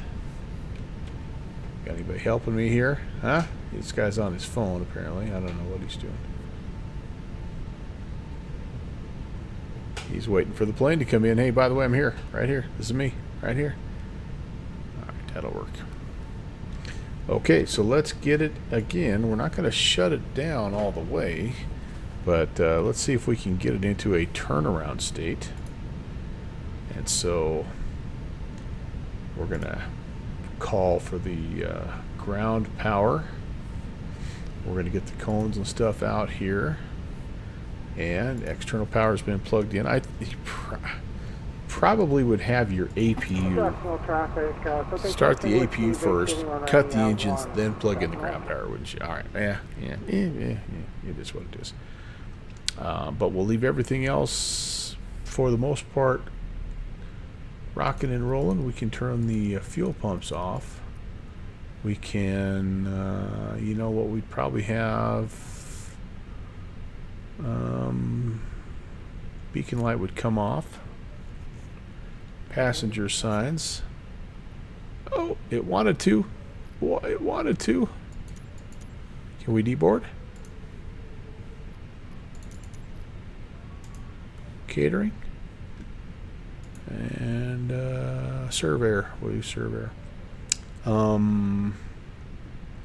What else would I do? Oh, I was going to turn the passenger signs off, right? Yeah, those guys would come off.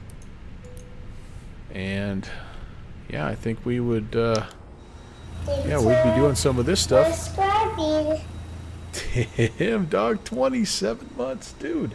Thank you so very, very much. You guys, man, what a cool thing it is to have you fly along, Tim. I appreciate that so much. And we will definitely have that picture for posterity.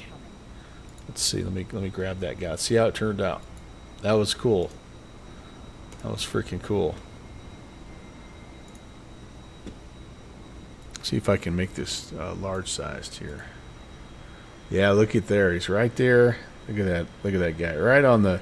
Right in the old touchdown zone. That's freaking cool. He's coming in. So he's going to go, since he's in his citation, he's going to go all the way down there to the fancy pants FBO on the other end. But we'll get all the passengers off. Now, I don't know if you'll see real passengers here or not. I don't think I have that set up. So, yeah, we shall see. But regardless, like I say, that was pretty cool.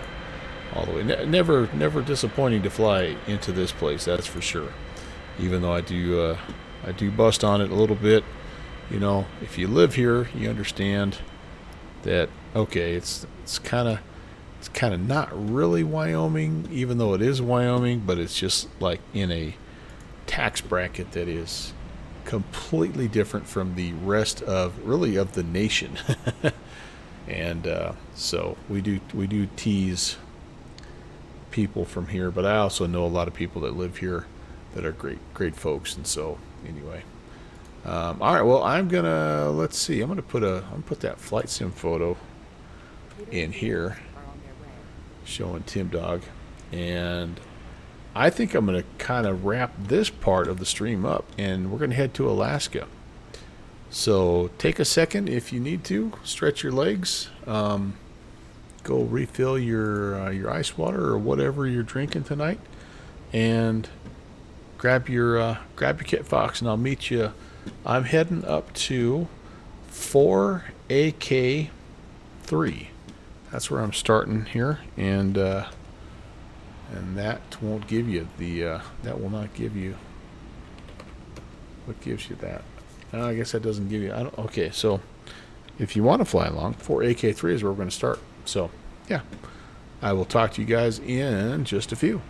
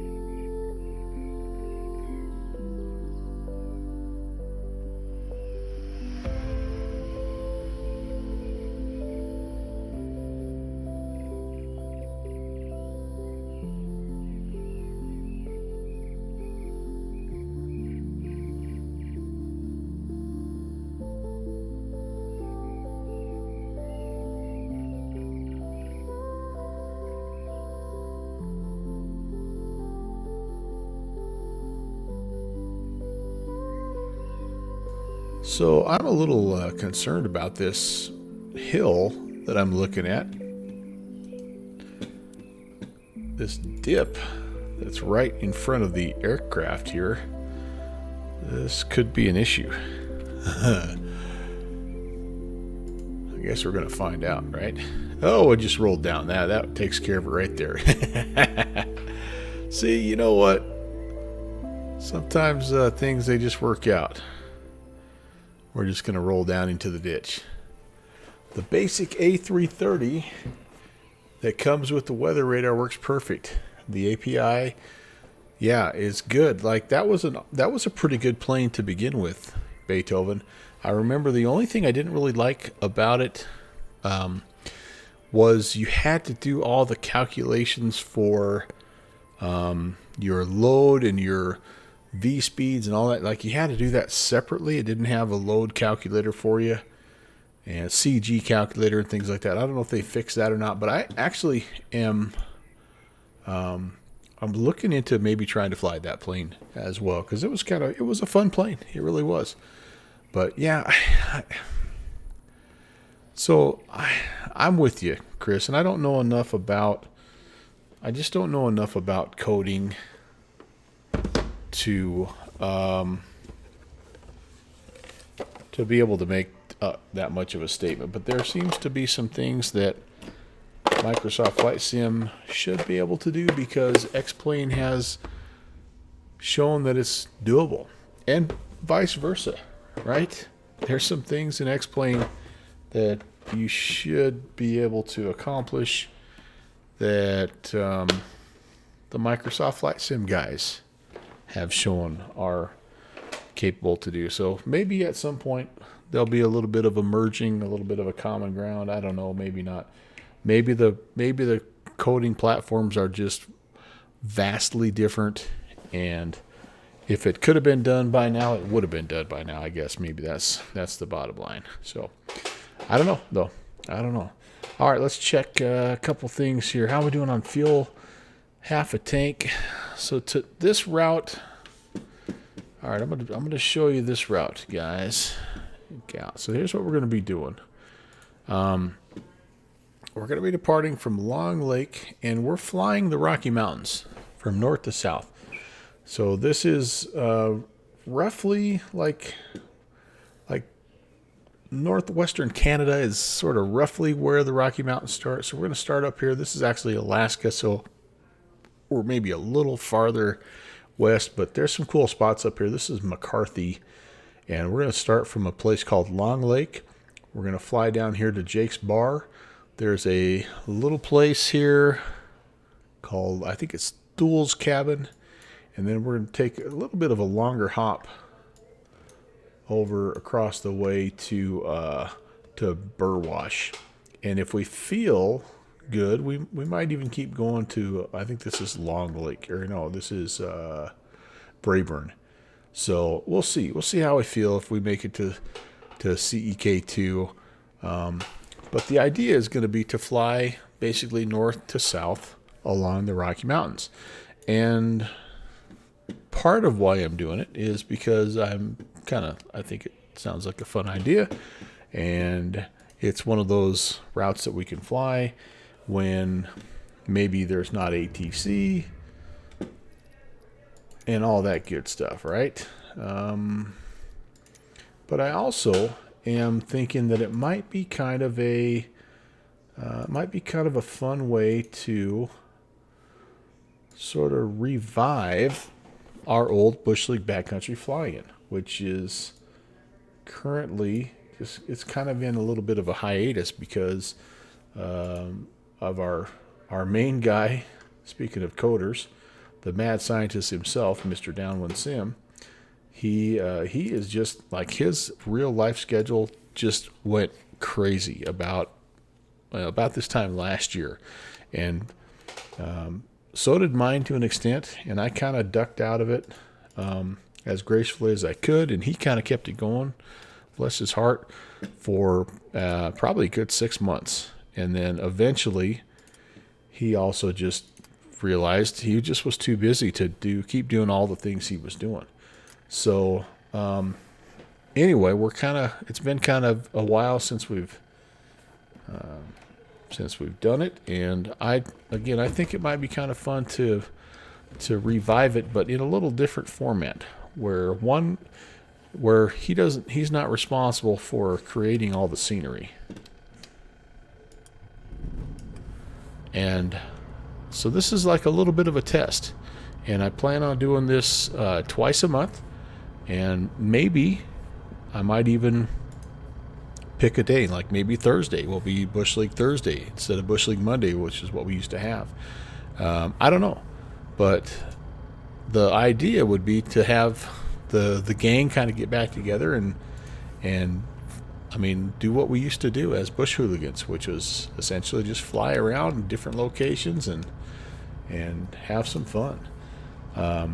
So yeah, you guys will have to let me know what you think. If it's something that you feel like it's doable, if this is maybe a format that we can do it, I don't know. You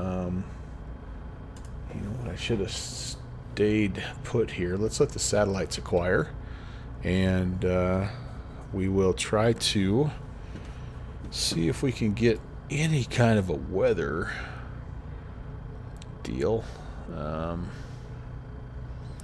All I know is nearby Swift Creek is 1,225 feet. So I'm thinking we're probably, altimeter-wise, we're probably pretty close. I don't think I'm going to mess with that. Yeah, I don't think we're going to mess with that.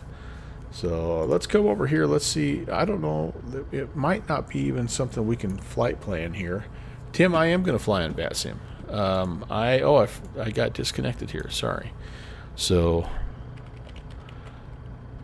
Fox 2, KitFox. There we go. And yes, okay. It says I have a flight plan on already. I get that. I should probably get rid of that.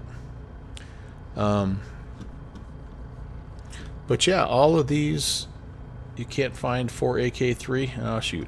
So that's going to be one of the things that I'm going to have to work through, is the logistics of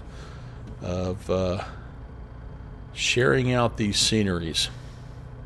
TOS system test. Stand by for a second. Let me see if I can do something here. You might have to join me. How about this? Can you find Jake's Bar? It's a AK0. Can you find that? Maybe join me there. The other one, Thul's Lodge. I mean, these are all there in the scenery, but in the imagery. But it might be something kind of tricky to load into.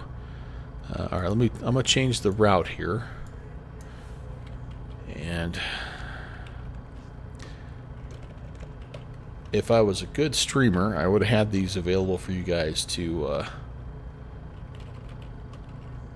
download ahead of time. I've just been a little busy myself. But anyway, here is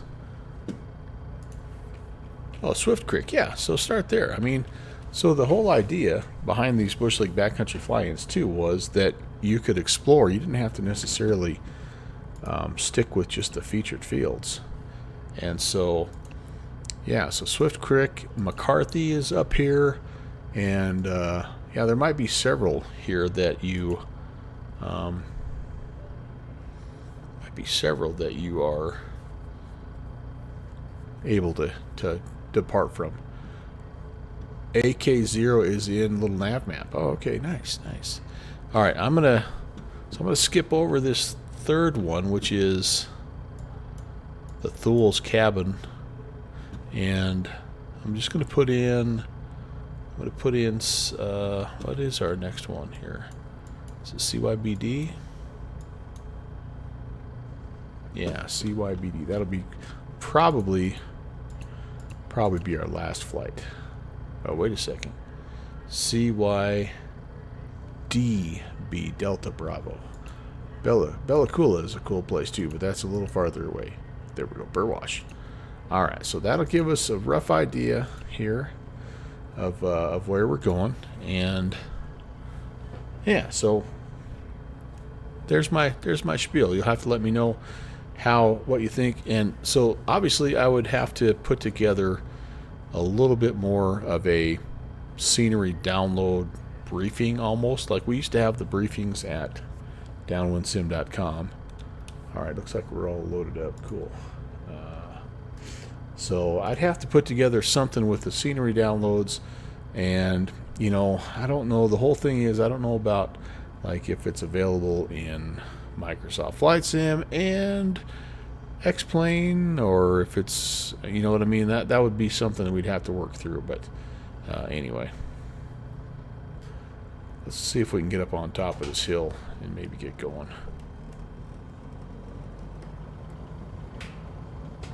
Oh yeah, we're climbing up. Oh, pretty good. Okay, stop. Okay, I think I have enough room. So we're departing west, and I have to turn. We're going to climb out and get going eastbound here. I'm going to set my course, my heading bug, I should say, for, it looks like 111 degrees. Oh gosh, that's the oh, that's up here. 111. So probably just hang a little bit of a right hand turn if I can get up and over the terrain here. Or maybe, you know what, I don't know, maybe it'll be a left hand turn. 111. Yeah, actually the left hand turn seems to make more sense. And I'm not sure if I'm departing upwind or downwind here, so we're just going to kind of rock and roll and see what happens. But this first leg only 16 miles, so let's we'll kind of not get too high up. And yeah, there we go. So left hand turnout would probably be good. 2280. Let's go ahead and actually this stuff here is going to be, it's not listed, so it's going to be 2290. I think we'll just stay on 2290 for the entirety of our flight here. Transfer com 1 2290. Yeah, there we go. And we'll squawk 1200. All right, I think we're ready to go here. Long Lake traffic. Fox November 11816 is departing westbound. We're going to be making a left-hand downwind departure back to the southeast. Long Lake traffic. All right, let's get lined up. How about these trees? This looks pretty doggone good. Getting some fall colors. Both sims actually are getting some fall colors. Wow. Okay. Wow. Wow. Wowie. Wow. Wow. Yeah, I like that. That's nice. Yeah, I think that looks like it's long enough for us. Oh gosh, I have one more quadrant to bind. So I set, this is kind of fun with this plane, is I have discovered that I can set my flaps binding to be controllable with my my farthest quadrant. And so as I'm flying, like they do in the real thing, I can push the throttle forward and then throw some flaps in as we're going, and it's kind of cool.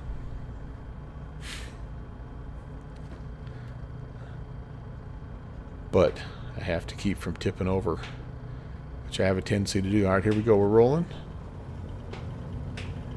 Yep, see, the right wing wants to come up because I'm flying already. This thing is just, it just goes. It just goes.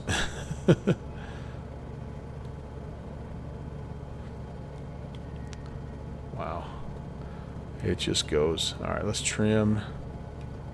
And let's make our turn. We're heading down the river here. The Chitna River. Pull back on the power. Yeah, it's just, this is a crazy, powerful airplane, no doubt about that. It's just insane.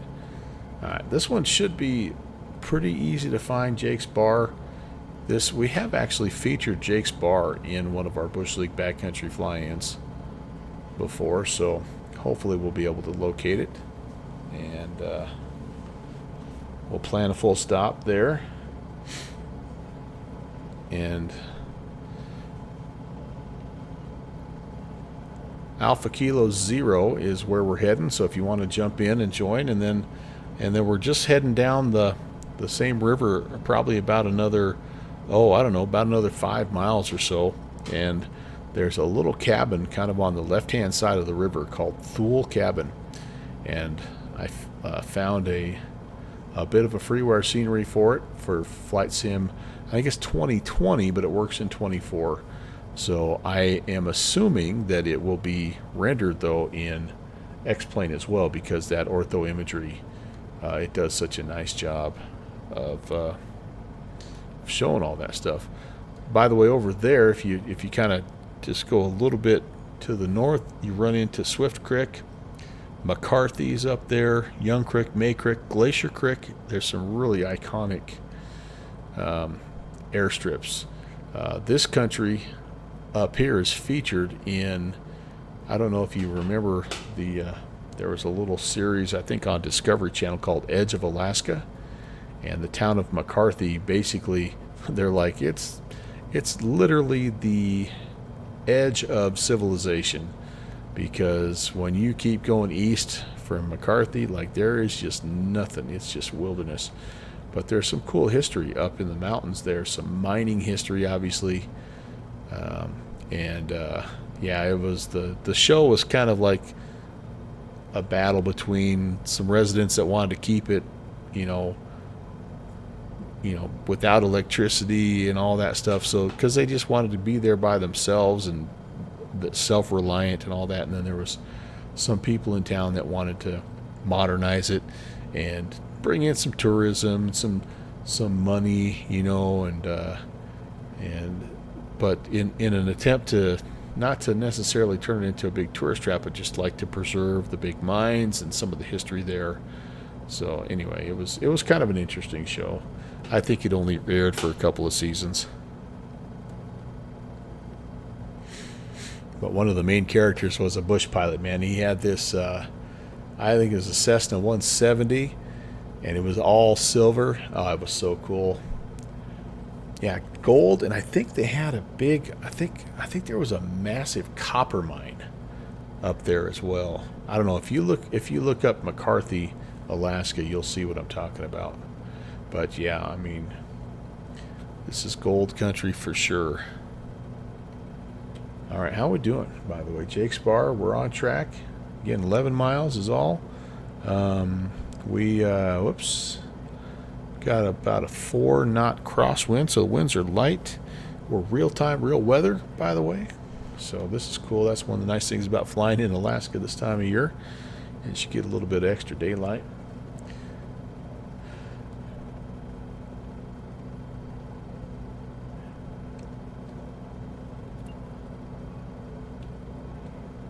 I'm not sure why I feel like my flight sim keeps beeping at me.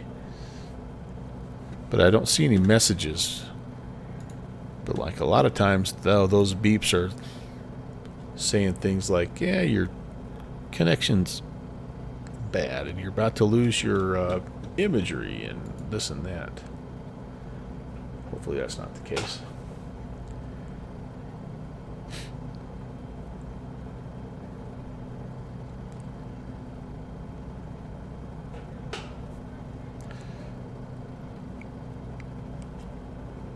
Flying up here too, one of the challenges for sure is the fact that, like, there's not a lot of non-GPS flying that you can do up here anymore. Like there's VORs and things like that, but most of those are actually farther back to the west, and so we're pretty much, golly, that looks those look like some good sandbars. What am I doing up here at 4,000 feet? Let's get down. Let's river run this a little bit here.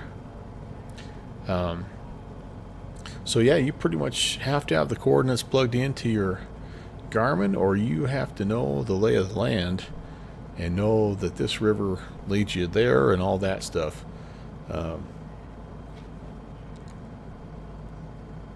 Because it's there's not a lot of Not a lot of radio nav up here. Oh, this looks really cool.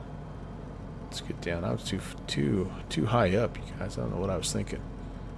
Let's get down here and run this a little bit. We're gonna have to get down anyway to land at Jake's Bar. Jake's Bar is, by the way, elevation of 1,074 feet. So when we get on Jake's Bar, we can set our altimeter a little bit. This imagery looks like, to me, like they took it when everything was frozen. At least the water.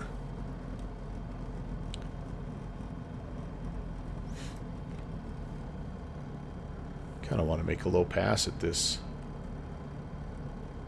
little island here.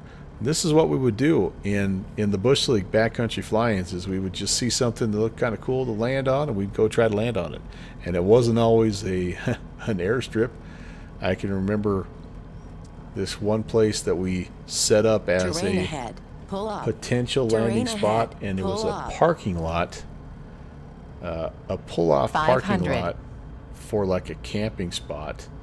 And our friend Northwest Orient, who always flew a DC-3, actually got his DC-3 down, and I think it couldn't have been 1,000 foot.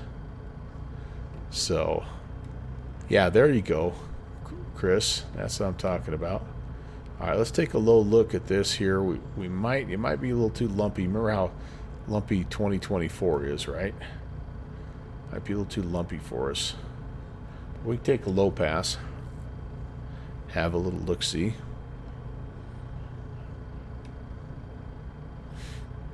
Yeah, I mean it's a little bumpy. It's a little bumpy for sure. Yeah, I think we'll just kiss it and keep going.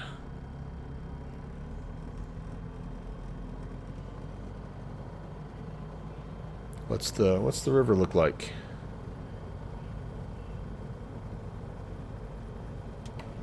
See, this looks really dry. And I know this river, I don't know, maybe the river is dry.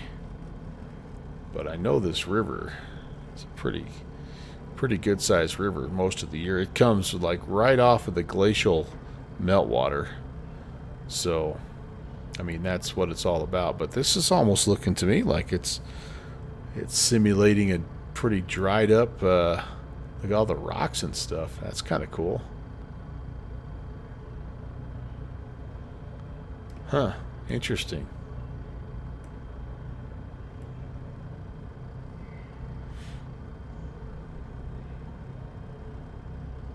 This looks wet, doesn't it? Get around these rocks and we'll see what the surface is. I can't tell. Ooh, there's a, yeah, oh, I thought that was a little bit of a, yeah, this is definitely dry. A little bit of a ridge line there. Looks awesome. All right, let's see if we can tell. We'll just make a little touch here. This looks dry because it has all these weeds and stuff. Yeah, that was just dirt.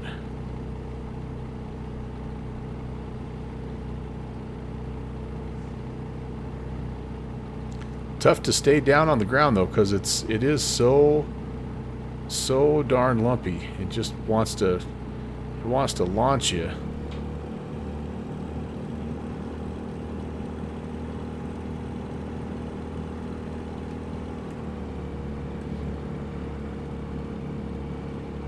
You don't want to hit these rocks. These are collidables, and they will ruin your day.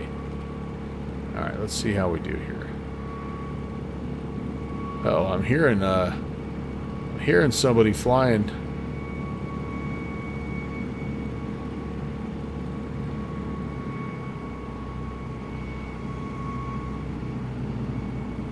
See if I can get down and just see if we can tell. This looks dirt to me. Yep. Ooh, yep. Yep. It's just a little too lumpy. You can kind of try to run it, but you just can't quite stay on it. Yeah, darn it. At least I can't. So somebody's flying along with us. That's pretty cool. Is that you, Tim Duck? Matt, what's up? Nice to see you. Traffic. Yep, somebody's on us here. That's cool. Can I see him? I heard him definitely outside. I heard him. Wonder what you're flying. It sounds like a little bit of a jet engine, but that could just be my own lack of CSLs. Okay, I need to inhibit this. Can I inhibit this? KitFox. All right. Huh. You've got the jet-powered KitFox apparently. I need to inhibit this because I need my map to find my location. We're getting close. Jake's Bar coming up. We're freaking on it, aren't we? I might have passed it. Did I pass it? Might have passed it. It appears maybe I've passed it. Alright, how do I... Let's...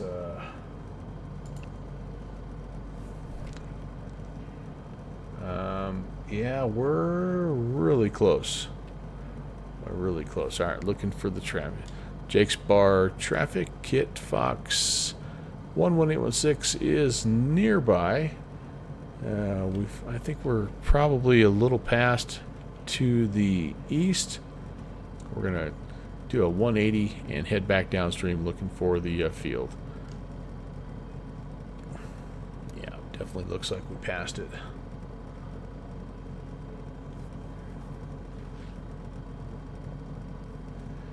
BJ Compto, what's up? What's up?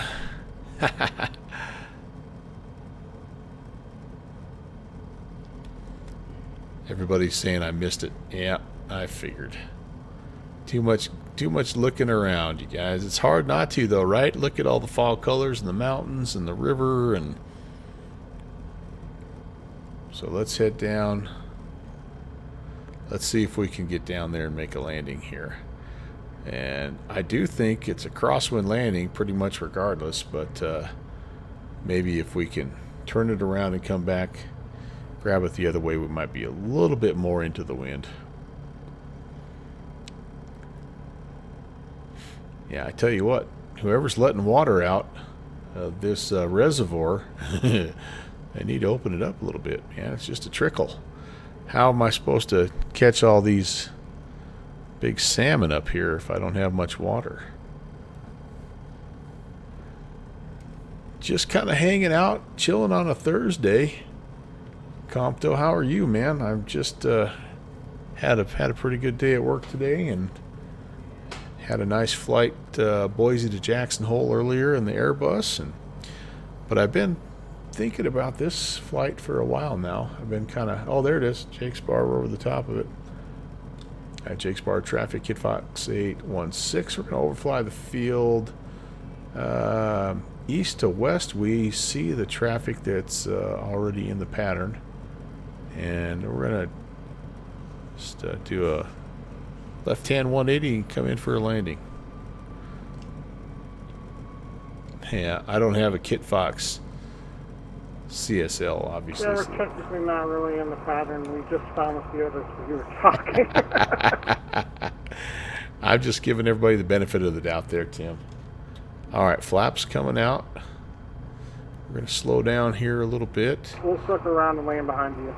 Roger. And Jake's Bar traffic, KitFox 816 is turning final for the, looks like it's going to be the eastbound runway. Jake's Bar. All right, where are you? There you are. Yeah, be kind of on left base right here. And let's see. Again, this is just a little freeware. I don't know if it has like all the buildings and stuff. I kind of don't download the extra libraries and things for the most part. Like, you know, I like those guys, the Dave's 3D people. They're pretty cool and all, but that's the kind of stuff that really it bogs down your sim over time. So I try to leave those off as much as I can here. So I might be missing out on a few things. All right, we're down. We're bouncing like we always do. We're kind of overcorrecting. We're all over the place. Why? Why, SpongeBob? Let's get out of the way here. Oh, I see why. Look at all these big ridges and stuff. Jake's Bar, KitFox 816 is clear of the runway. We'll just park here. I'm going to probably just depart the same way. But let's see. This is supposed to have a few little scenery elements, I think. Maybe not. Again, this might be all you get. I thought I had everything in that I needed. All right, let's watch this A320 come in here. Yeah, baby. Oh, yeah. That looks a lot like me, Tim. This kind of flying is so fun. If you've never done it. Car traffic. You've never done this type of flying before. It is so dang fun. It really is. I wish I had. He's going to have the same problem I had there with the bumpiness. Right, I'm going to try to do something here. Stand by. I think I have a fix for this. Auto matching custom rule. Alright, advanced.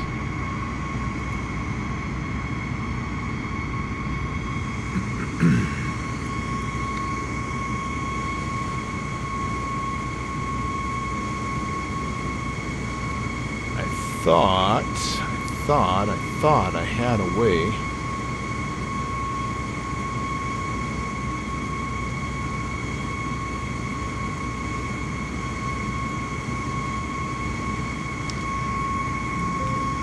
Let me hop back in so I'm not deafening you guys here. I thought I had a way to change that.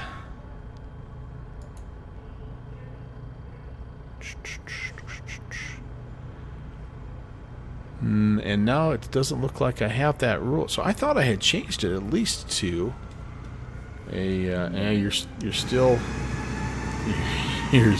pretty jetty. Oh, there we go. Hold on. All right. Yeah, E190. All right. So hold on. I think I have a fix for this. All right. If no suitable aircraft can be found. So I have to go back. I found a list.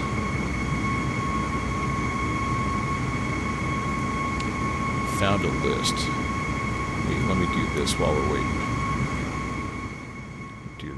waiting. Turn that down. I found a list because the thing is you have to put in exactly the right term here or it will not work. And I found a list a little while back and I posted it somewhere. I think it was the MSFS. There we go. All right, here we go. I got the list. So we're going to try this right now. Live on stream, y'all. So, whoops. I don't want that. So we have these to choose from. And what do I have that's at least a little bit more GA-ish?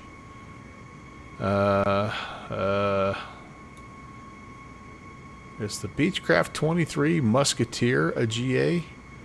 I don't even know what that is. What if let's put that in. Oh wait, 152. There we go. Passive 152 Acrobat. Oops.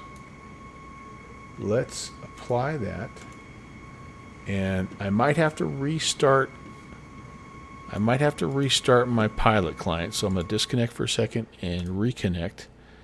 And let's see if that puts him down at least as some kind of a KitFox. Hey, baby.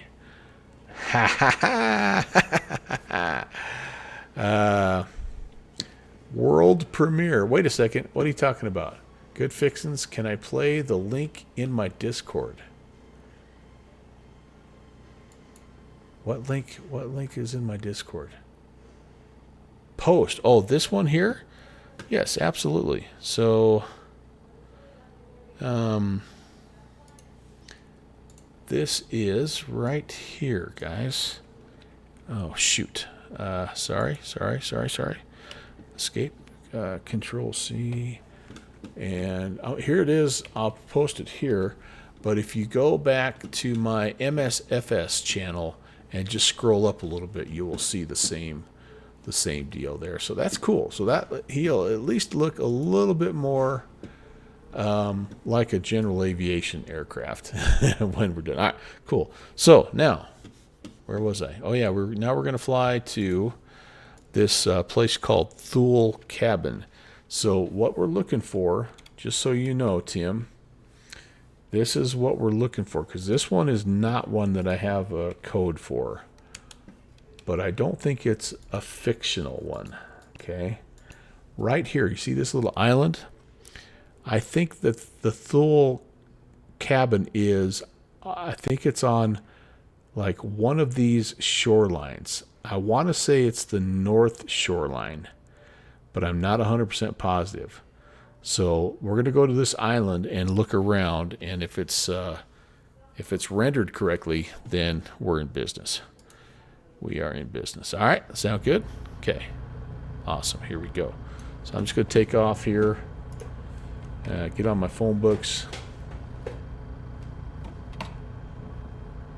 and bounce my way down into the history books, baby. Clear on the right.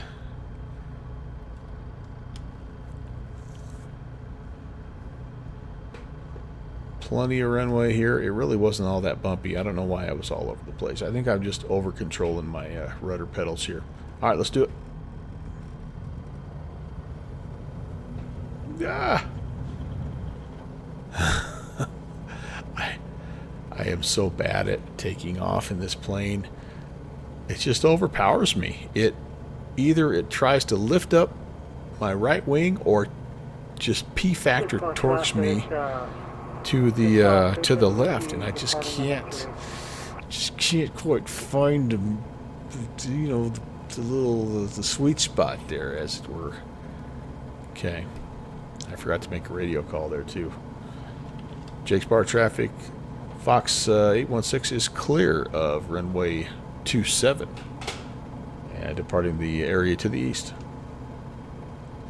All right, so we're on our way, and again, we're looking for that little island, La Isla Bonita.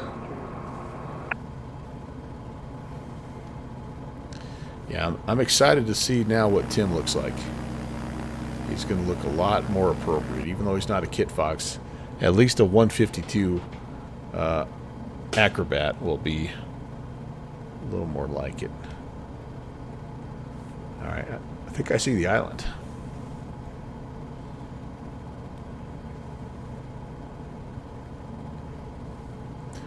Going kind of fast. I don't need to overpower the airplane here and wreck the engine. I don't think this has crazy failures, but I do think it has a bit of state saving. I know it has fuel saving.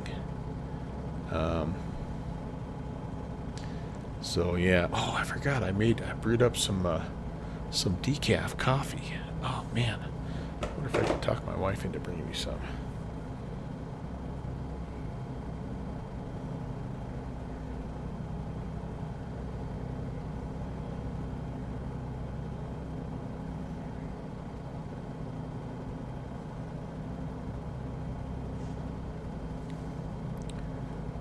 Well, hold on.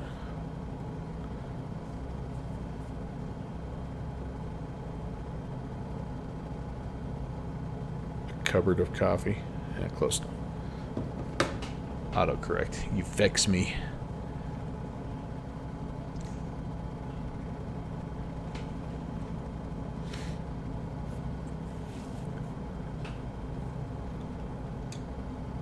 This shoreline looks a lot nicer than the one I was looking at the other day. I was trying to get up and down I think it was the don't know if it's the Columbia River or the still Comish. It was up there by Seattle. It's the one that Backcountry 182 does a lot of stuff. It has a dogleg bar, and I was trying to find a few spots to land up there, and the river was just all the way out to the bank, all the way through the entire run, like about 40-mile run, and you could see some of the sandbars, but they were underneath the water. Now the cool thing, again, if you haven't seen this, is this plane does water ski kind of nicely. So I'll take it down and we'll do some water skiing. And I did land at one spot that allowed me to kind of water ski and then get up onto the beach. It was kind of cool. So let's go down here. We'll try to water ski. Since the winds are light, this might not be bad. Ah, thank you, my dear. Anywhere there is fine. I have a little bit of a collection going on here.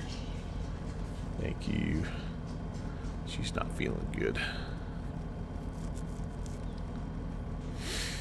Alright, down we go. Of course, you would not want to do this in the middle of the river.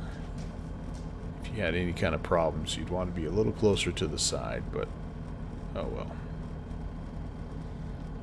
well. This would not be a river. I don't think, even if you were able to swim that far, I don't think you'd make it, because I think you'd have hypothermia before you got to the beach. It's just literally like there's the glacier. So, 15 minutes ago it was frozen glacial ice. All right, let's come on down here and see. We're still pretty high, aren't we? 500. Just on cue. There she is. All right, we'll come back out when we get a little lower. And I think are we supposed to be on, yeah. So this Thule might have screwed up.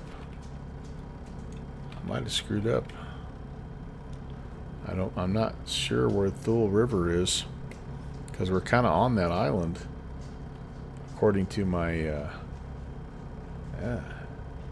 Okay, well, maybe we're not going to hit Thule River. You know what? It's over on this side. I'm gonna come over here, and I am gonna just fly along. I'm almost positive that it's on this side of the bank. I haven't seen anything yet, so we'll kind of skirt this side of the river. I only remember this because the scenery install, this was the location where it was at. I got all these off of the flightsim.to scenery map. If you've never been to that place, I'm starting to kind of like it. They redid the interface a little bit, and I think it kind of messed with me a little bit at first. I didn't like it, but now I'm kind of getting used to it, and so I can find stuff. And anyway, the icon for this little bush strip was over on this side. I would like to find this. This was a cool little spot.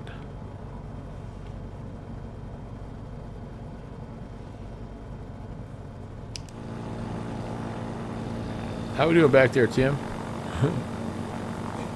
The downfall is he's going to be a little tougher to find now that he's not an E190 or whatever he was.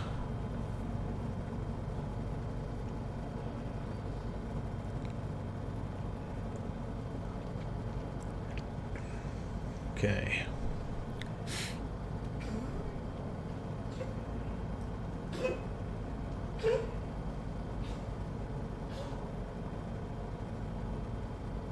You all right, bud? I think the smoke is affecting him too. Everybody's just, I don't know. Like the wildfire smoke is just interesting because obviously it messes with you from a respiratory standpoint, but like it just takes your energy away.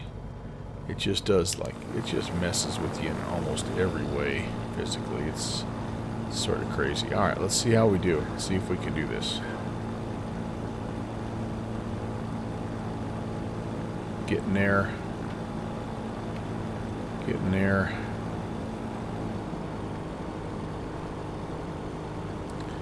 And again, you can see, even in the water, there's undulations and things like that. So it's not very easy to... Oh boy, I dug in a lot. I didn't want to do that. I really dug in. I'm not going to try that again. That was a little crazy. That was kind of fun though. All right, back to flying. All right, hey, I see some things over here. We maybe have it. Maybe this is it. This is definitely civilization. I think it is. All right, very cool. Okay, so let's Thule Camp traffic. KitFox 816 is left downwind. We're going to be landing back on the westbound runway.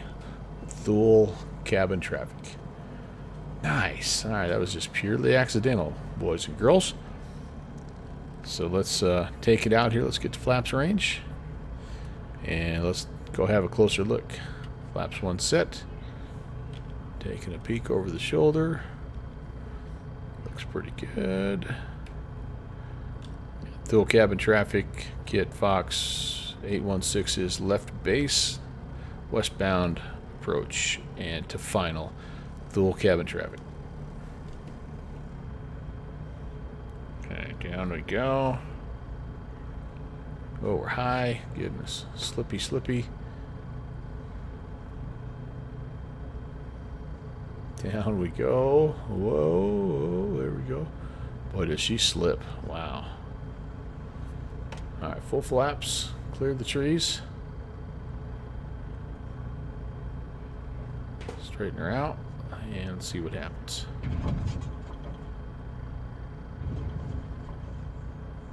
Bounce, bounce, bounce, bounce, bounce, bounce. Yeah, that was such a nice place to land. I landed about 6 times. Welcome. Nope. A Porter. Looks like a 170. That might be a Cub actually right over there. Yeah, Thule cabin. Fox 816 is clear of the westbound runway. How many times did we bounce that? I gotta take a look at Elevate X. Yeah, let's actually first let's watch our friend Tim Dog come in here.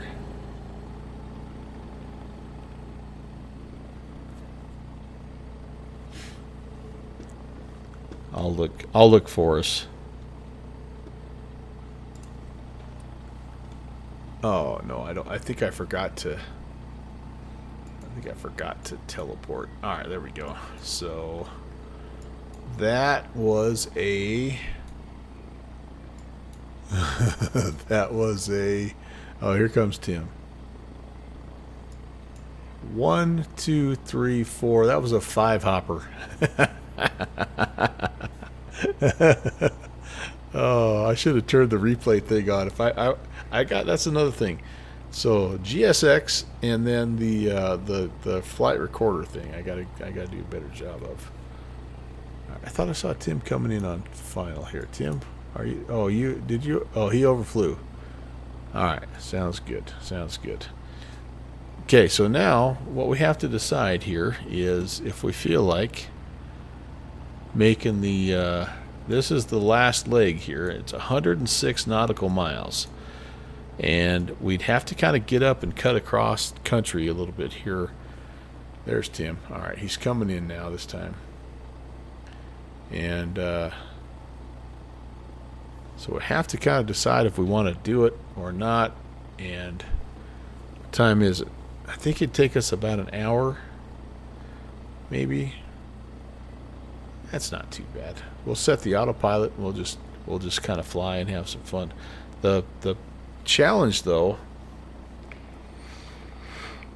is that there's some 18,000 foot terrain here, and I don't know that the KitFox is.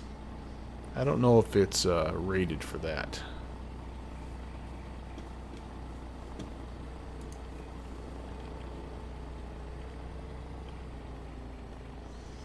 No wonder I bounced. Look at this. This is not actually too bad.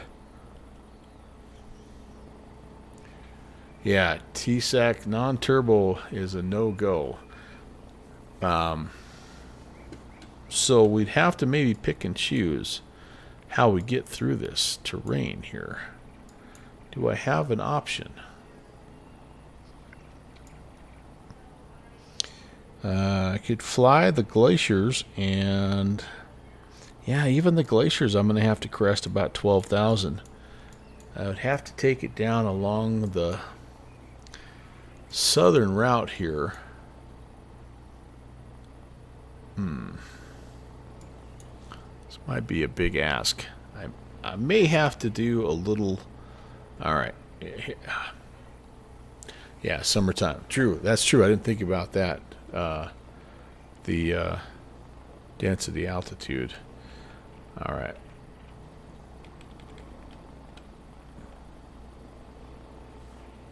Okay, Tim. Tim, where'd you go? He's coming around. Okay, he turned around. Now he's coming in here. Kind of a neat little spot, though, isn't it? I mean, again, this is just a little freeware, you know.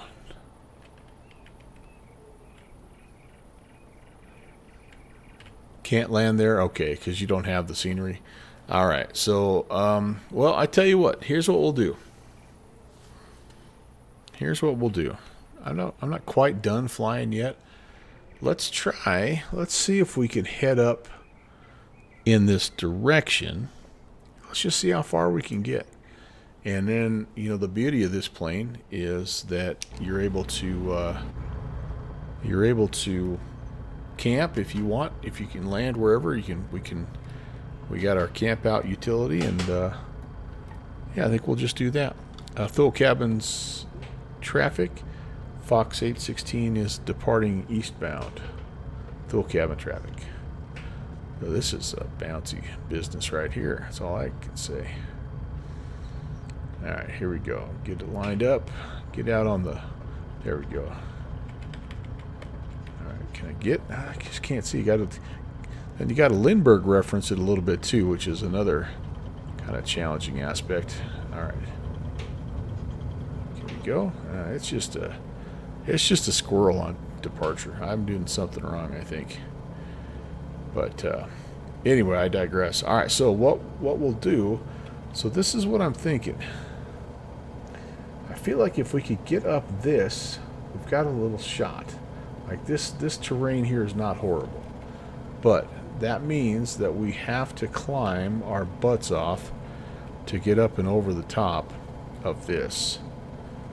We could obviously go straight, and we could stay along this riverbank, but it eventually just kind of heads off to the south a little too far. And so what I'm curious about is, again, if we could just make it up and over this little shot, maybe we could do it. And because that is a... Trying to look here.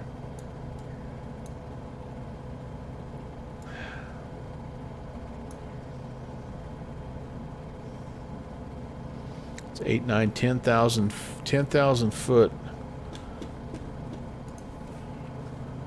Yeah, I don't know. All right, you know what we're gonna do?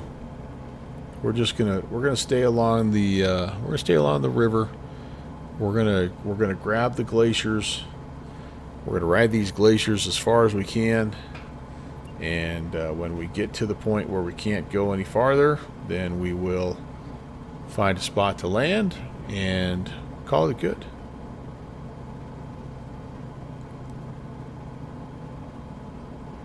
I did not pack supplemental oxygen, so we just can't go too high. And I think I might even because I want to look around a little bit. Let's we might even do a little autopilot here. Let's go there. Let's engage the autopilot. Let's just fly. What are we? 5,000. Let's go. We're eastbound. Let's go up to 7.5. We'll just kind of start there.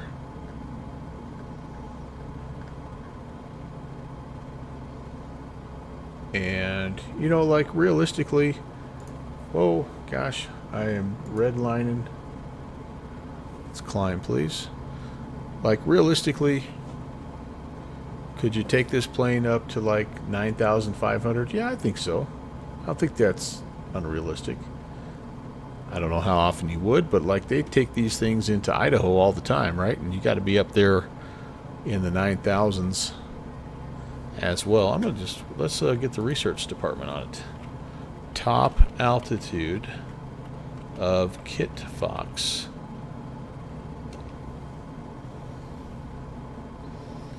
Not explicitly mentioned. But yeah.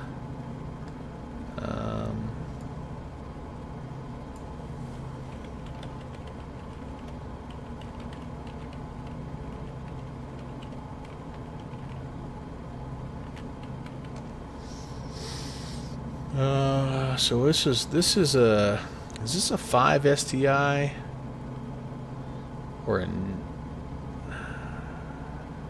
I think this is a 5 STI. Let's see what it says. It really is not saying much. And I suppose since it's a experimental, yeah, I don't know. I can't find it. I really can't even find it. All right. Well, let's just cruise and see what we come up with. And yeah, see, so this, I think what we're looking at here to the left is called the Bernard Glacier. And then straight ahead of us is, it actually is several glaciers. The big one, the one that's right off of our 12 o'clock, is the Logan. And then there's the Walsh Glacier that kind of cuts into here. And actually this might be the Chitna Glacier. Yeah, and there is the Bernard Glacier. So why don't we let's head up the Chitna and see how far we can go. I don't know. And you know, if worse comes to worse, we can always turn around and just come back here to Thule Cabin too. I mean, I don't know how far we're going to get, but we'll see. Let's punch it up. Let's see how we do at 9,500. Ooh, I'm overspeeding. Gosh dang. You know, we might have like a little bit of a simism too, right? Where we can actually, you know, go a little higher than what you actually can go, type of thing, right? Because right now, I'll be honest with you, I'm only at just at about a little past half throttle. So I feel like I have a lot of power still to put in.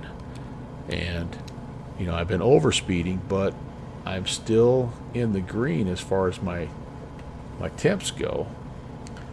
So, you know, I don't know. Maybe we can go up a little higher. I mean, I've fished at lakes that are 11,000 plus feet, you know, and spent all day up there, and it's fine. I mean, yeah, you're a little out of breath as you're hiking around, but they do have the turbo option engine. Yeah. I don't think this one is that, though. I don't know, though. So I'm going to look at this. I'm going to pull up the Parallel 42. Parallel 42, Freedom Fox, and Fox 2 specs. All right, there we go. All right, here we go. So this is what we're looking at, right? A 915 IS turbocharged, fuel injected. So, what does that mean? Rotax. So how high turbo? So we can go, yeah. You know what? I think you're right, my friend.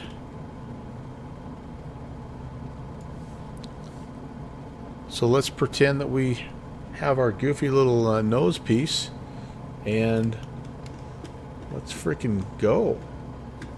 Why not? Let's do it. Let's find out. So I'm gonna spin this up to like we're gonna need 19. We're gonna need 19, every bit of 19,000 here. So I know we're no longer really VFR at 19,000, but I don't. If we get some ATC that comes on, I'll request a little IFR. But in the meantime, yeah, shoot, this will be. We'll just experiment a little bit here. I don't know. We're climbing at a good rate. In fact, I'm gonna go. I don't think it does indicated airspeed climb. No, it only does. Or does it? Am I in? Yeah, it's doing. It's just doing vertical speed climb. That's okay, and we'll just kind of keep it. We'll just kind of keep it going. I didn't ever turn any lights on. Sorry, Tim Dog. Didn't have any lights on at all, buddy.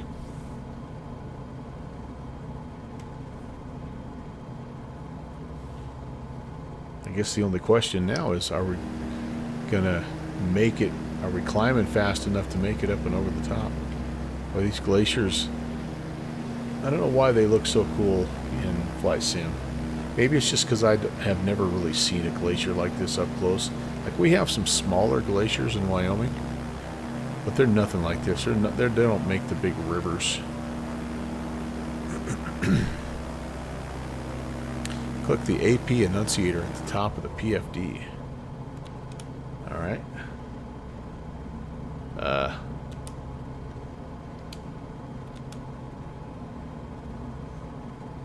Well, which part do I need to... Oh, there we go. IAS mode. Tim, my friend, what don't you know? Audio? Doggone it. That guy's okay, now how do I get rid of it? That's the question. How do I get rid of it? He doesn't know. Well played, my friend. Well played. Alright. Maybe it's better I don't see my engine performance. No, I gotta get out of this. How do I get rid of you? How do I get out of you? You need to go away. There we go. Just click it again. Because I do want to monitor this, and this will get... It'll get yellow and grouchy, or red and grouchy, if we push it too hard. But right now, that's a pretty good power setting, I think.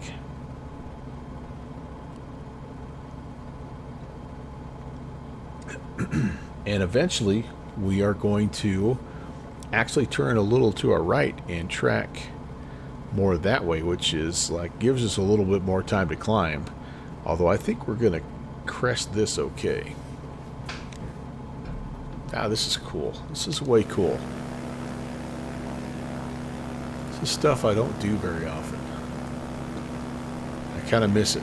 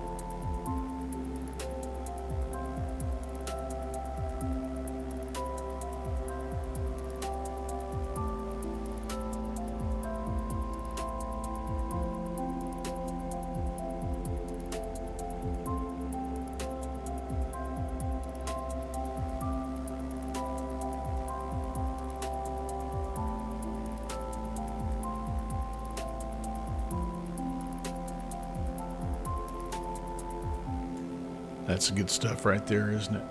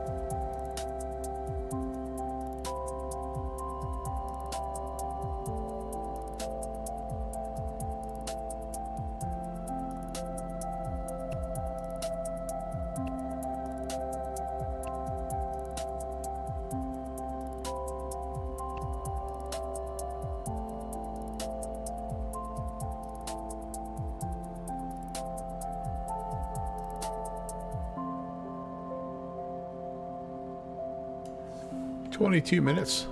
That ain't bad. Let's just enjoy, huh? What do you say? I'm loving it. Thanks for being here, guys. Appreciate it. Let's see if I can help you wind down after a long day.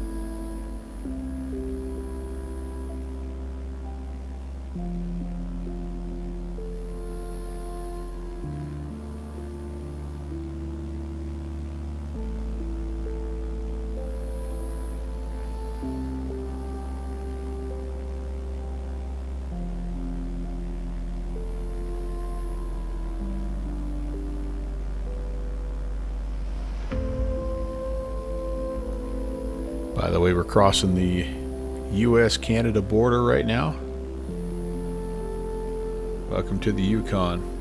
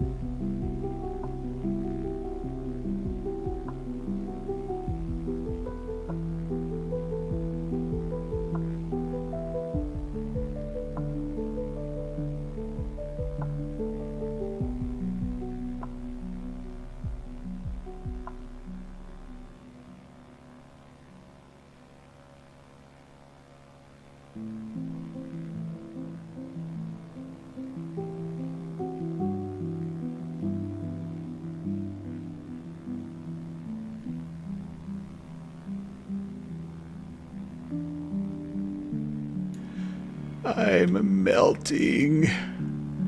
Oh, the mountains on this side don't quite look as nice, do they? But the good news is we're over the top. And I think I see where we're supposed to be heading here. I apologize for the ad break that's about to start in 15 seconds, but it'll be our last one of the night. We'll see you on the other side. Yeah, this upcoming river is not ours, but I think I see the lake. By the way, there's a place on this lake we're going to called Destruction Bay. Should I be worried about that? Maybe. I don't know. Possibly. Unfortunately, I also don't have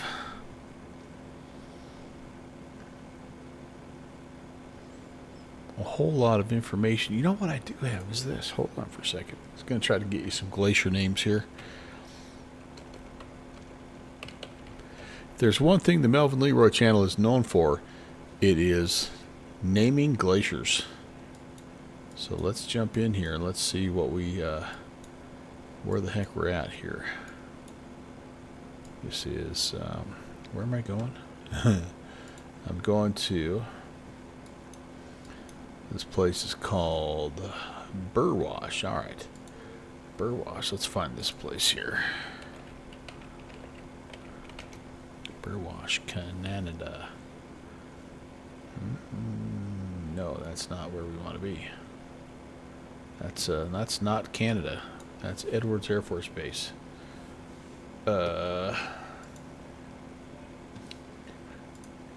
this.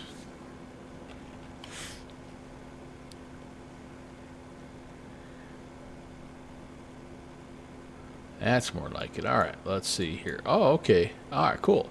So I believe what we are seeing here. Hold on.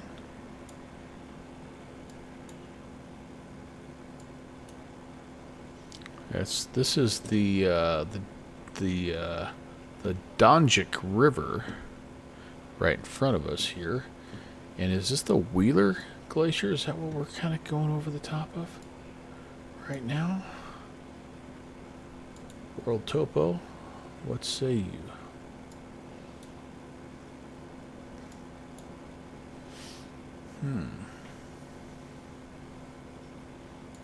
Satellite, no, yeah.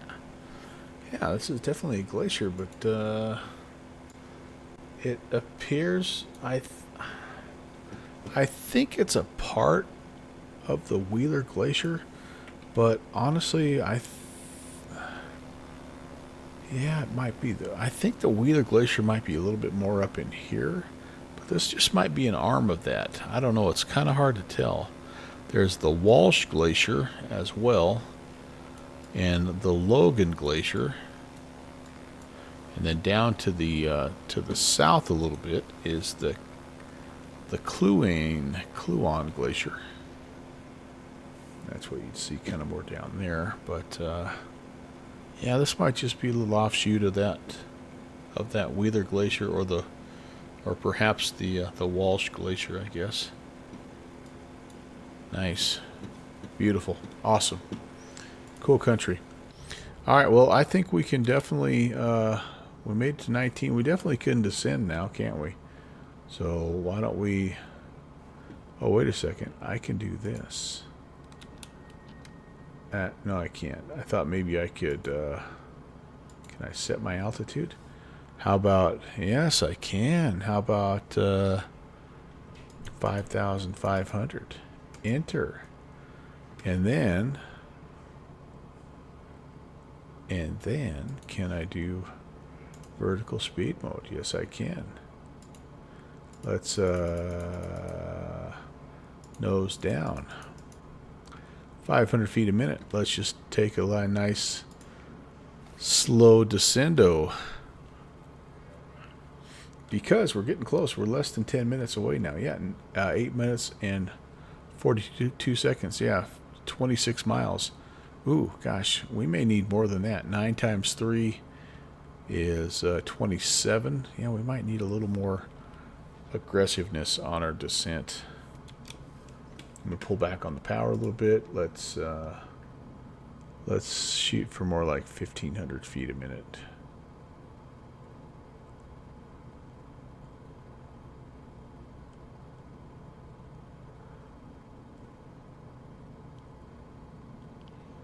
Why am I not seeing? There we go, 1,500 feet. Yeah, that'll be good. We'll try not to overspeed. I don't want to get too crazy here because we do have terrain between us and the field. How about, let's do this. Let's go about 10. Let's go 1,000 feet a minute. And if we have to, we'll just kind of meander ourselves. It looks to me like the wind is favoring an approach to the south, which is sort of the orientation of this runway, north-south.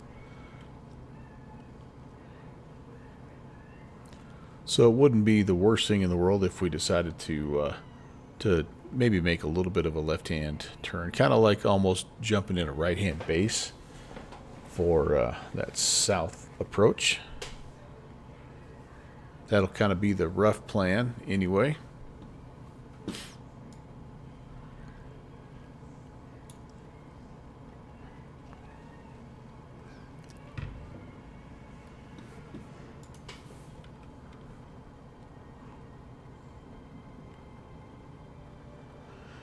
Probably be a spot or two down there we could land and camp. It looks a little lumpy, but I bet you could find a place. I bet it's nothing but Kodiak brown bear, Alaskan brown bears down there. Not Kodiak, because we're not on Kodiak Island, but you know what I'm talking about. Nothing but moose and grizzlies. Probably some of the best fishing you've ever come across, though.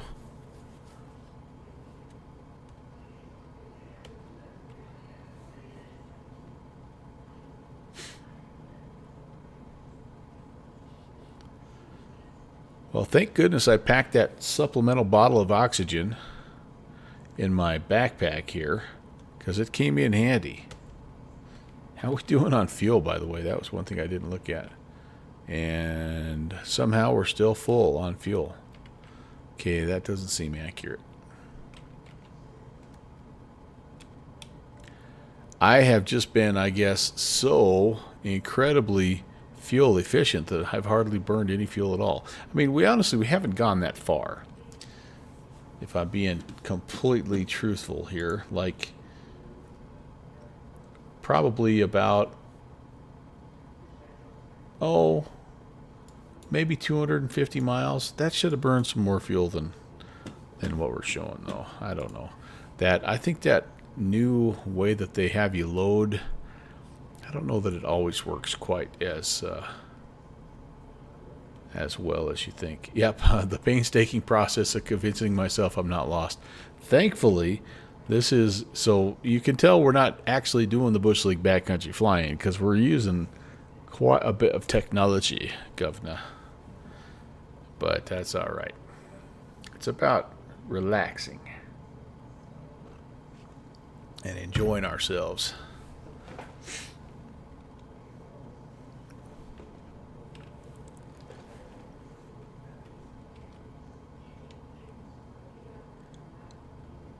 But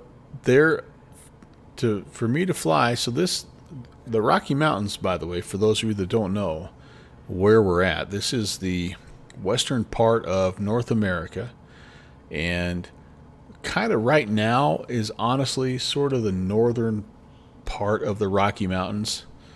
That continental divide area obviously goes all the way up to the northern part of Alaska and clear down through frickin' Argentina, right, in South America. So we're just I see what you did there, Susie. We're just taking a small little snack-sized bite out of these mountains, the Rocky Mountains. And those technically start, like I say, in northwest Canada, roughly where we are right now in the Yukon. And they sort of end down in the southern part of New Mexico. And so that's what we're going to be doing in this series called the Rocky Mountain Way. But like maybe it can be sort of a reunion of Bush League backcountry fly-in people. I don't know. If I can get my butt organized and get the list of sceneries out far enough ahead of time, like Tim Dog tonight, he was flying along, but he couldn't land at the one spot because it was just too rough. He didn't have the scenery. It would be a little limited, obviously, because I don't fly a lot anymore in X-Plane for this type of flying. Although I can almost guarantee you that the airstrips are there. They're rendered. Would they be landable? That's a whole other question. I don't know. 10 miles to run. We are a little high. So I'm going to do this. Let's come off the autopilot. And we're going to just kind of vector here. So I don't know if it would be something that people would want to fly or not. I just have no idea, but I'm going to give it a shot because we're going to be doing it, like I say. My goal is twice a month. Maybe we can set aside a specific day of the week. You know, the first and third Thursdays or something. I don't even know. That's kind of where we are. Are we on the first Thursday?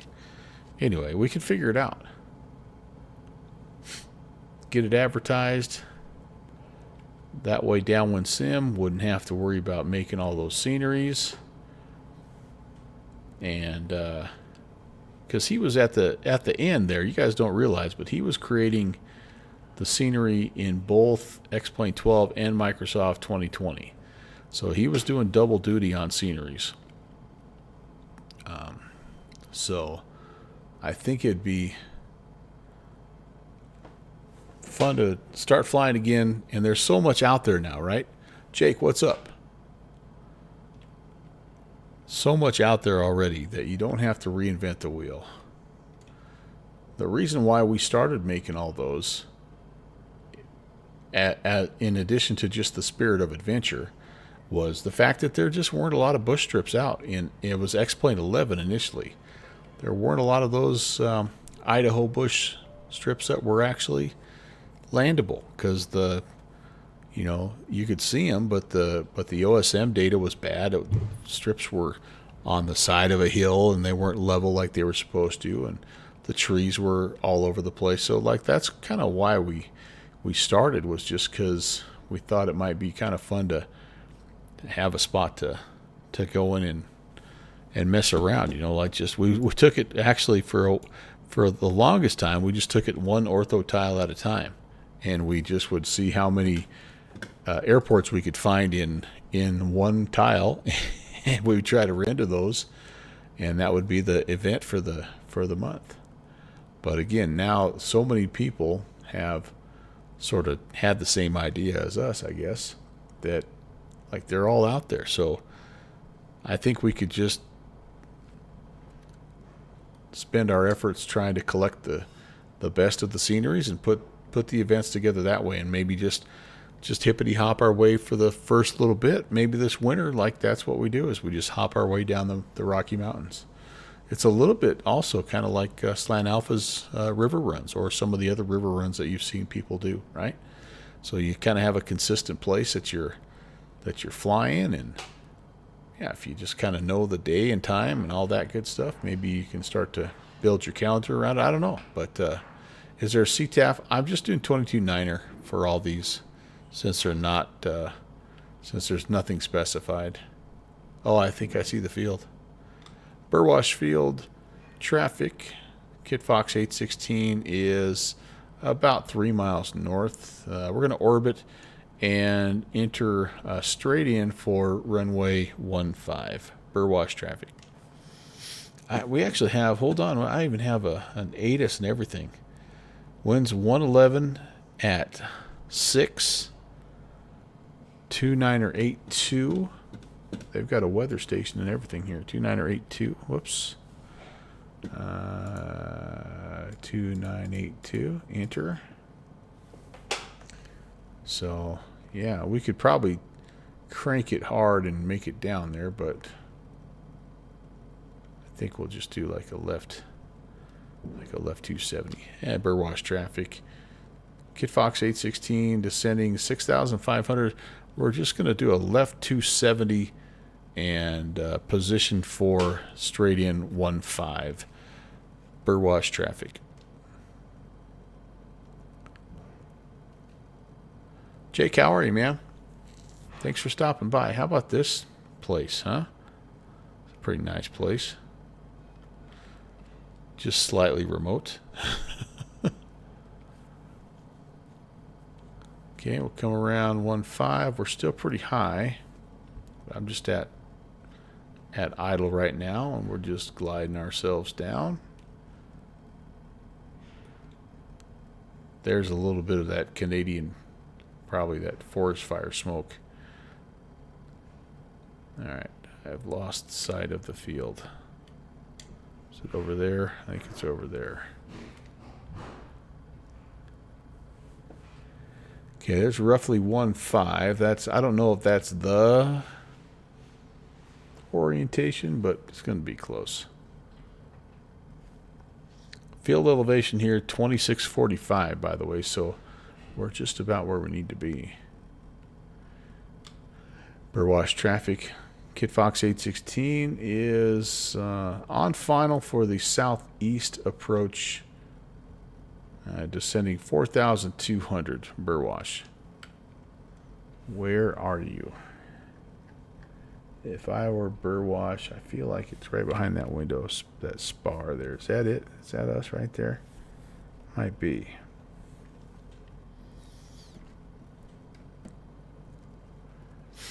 Might be. Yeah, we're pretty much on it. All right, we're getting there.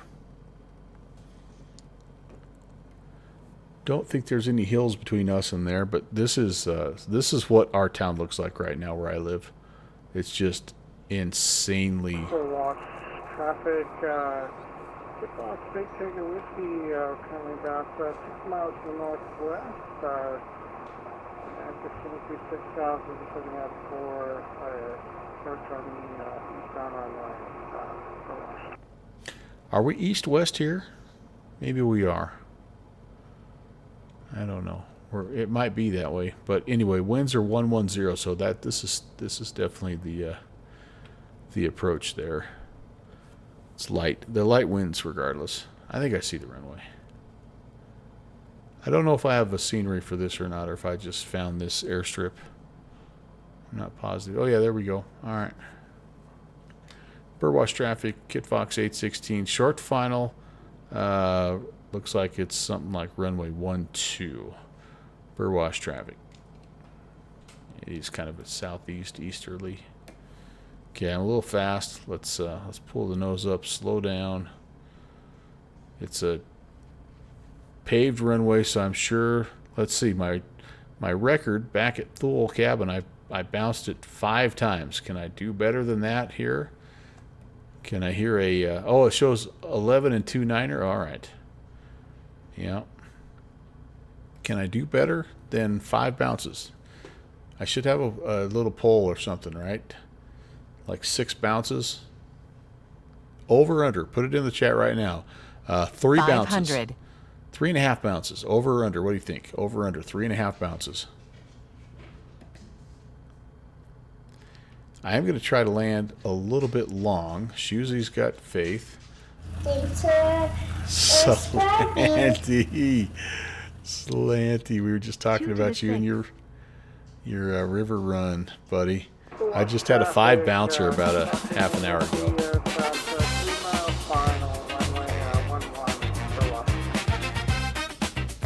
Get the bumpiness though.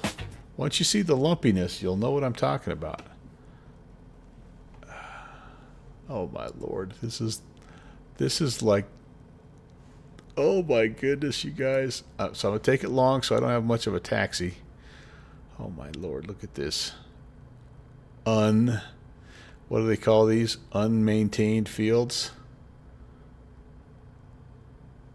What if I'm bringing, equipment to diamond mine here, man? I can't. Oh, there's a 1, 2. It was a 2. It was a solid 2, I think.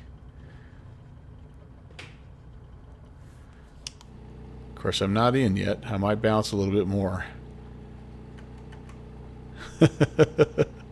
What a place. What a place. Is there a tag? Oh, I got to go all the way down here, don't I? All right, you guys took the under. Appreciate that. Slanty, how are you, man? Happy Thursday. It's almost Friday, buddy. Whoa. Whoa, whoa. I'm not trying to high-speed taxi here. I got the tail up already. This stinking plane has more power than it knows what to do with. This is one of those planes that you can go full throttle and keeping the brakes on, you can lift that tail up. Needless to say, I'm afraid to try that. I'm gonna let Elevate X determine how many official bounces there were. So you guys both took the under. 3.5 was the number. Burwash traffic, Fox 816 is clear of 1-1. Burwash. You guys took the under. And Fox 810 Whiskey landing runway 11. All right, we're in again pretty good spot. We can watch Tim Dog coming in. It's a little bit of forest fire smoke, so we might not see him right away. But let's park here and hop out on my drone cam here because it'll be a little easier to get over there and see him. But yeah, this is the forest fire smoke. Oh, he might already be down. Might already be down. I tell you what, you could get a freaking 747 into this runway, though. It's like 9,000 feet long. Sucker's long. Cow. Yep, he's already down. All right. So, there it is. How many bounces for you, Tim? 2024 is the lumpiest sim I have ever seen. I do like it, but it is a lumpy McLump face. What do you suppose this joint is? Just a little outpost, like a little research outpost? Or is it like a fishing lodge? I wonder what it is. 3 bounces for you. All right, let's take a look. Let's see what Elevate X has to say. I know you guys are used to like Slant Alpha, like he's doing like actual good landing statistics. I'm going I'm going on bounces. So, what is it? Oh, good Lord. So there's definitely the first one. Look at my speed. 14 knots. That can't be right. There's the second one. Wait, is that right? There's no way. This okay. Did I really? Oh no, I came this way. Duh. Okay, hold on. So here's the touchdown. There we go. 49 knots, 1.2 Gs. Okay, that's fine. Then we bounced here. 43 knots. That was definitely the first. So this was the first touchdown to there. And then this was the second bounce. 46 knots. And then 38 knots. And then from here, I don't know. Were these bounces or taxis? I don't know. I don't know. I don't know. I don't care. It was fun. Jake, unfortunately, I am toast and done for the night. So I am sorry, but we were just actually talking a little bit about this and taxi bumps. Okay, taxi bumps. But we were talking about this, Jake, and as a possible way to revamp the lost and missed Bush League backcountry fly-in. Here's the proposal for those of you that just came in. What I'm thinking about doing is trying to hop back in my airplane and shut things off. Maybe sharing out. So we're flying the Rocky Mountains. This is where Slant Alpha, his name, comes into play here. We're flying the Rocky Mountains, kind of like he does with his river run, and but we're gonna maybe just try to put together like the scenery. We're not going to do like a write-up like we had done in the past Bush League backcountry fly-ins. It's going to be more of just us sort of putting together an itinerary, because there's lots of, like, from Canada to New Mexico, right? That's where we're going. There's so many little places to stop along the way, and maybe we can carve out, a couple of nights a month and fly, 200 miles. That's what we did about today. I think is about 200 miles worth of the mountains. I mean, I don't know. So I'm still kind of putting it together. Tonight was a little bit of a test run. My role would be to basically organize the scenery and get it posted somewhere. Most likely it'd be in my Discord, and then just kind of, we'd have to decide on a time. Traditionally, we did the first Monday of every month, but I don't know if that's really that night won't work for me anymore. But maybe we could say like the second and fourth Thursday or something. Yeah, so I'm calling it the Rocky Mountain Way, just because my wife and I are huge Joe Walsh fans. But yeah, it's going to be that deal. And then, so it could be sort of like, like we get done with the Rocky Mountains and then we pick another mountain range, so that's what I'm thinking. And again, I think for the most part, I mean, you guys have kind of been on board with what I'm talking about. I will throw some more information up as plans materialize. I haven't thought a lot about it, to be honest with you, but as I've been planning this little Rocky Mountain trip, Rocky Mountain Way, I thought, this would be kind of like, I miss flying with dudes in the backcountry, and so this would be kind of cool. And I know there's like a million of those, right? Like everybody's got their own Bush League flight deal, and I wouldn't want to do what's already been done. Like I don't like the flights where one guy's flying and there's 59 people hovering around him like a bunch of flies, and there's an F-14 coming in, and there's a 747 flying inverted. Like, I don't want to do that. I want to do like we did when we did the Bush League, man. We're going to make radio calls. We're going to try to be safe. We're going to try to navigate in as challenging a way as we can. Like tonight I did the TDS. That's not really what we used to do, but there's also no VORs out here. So I was kind of trying to, I don't know, I was cheating a little bit. I know, I get it. But so anyway, I guess at the end of the day, what I'm saying is I'm working on that, and I'm hopeful to maybe put some information out on my Discord, get your thoughts as well. I know Slant Alpha was a founding member back in the day.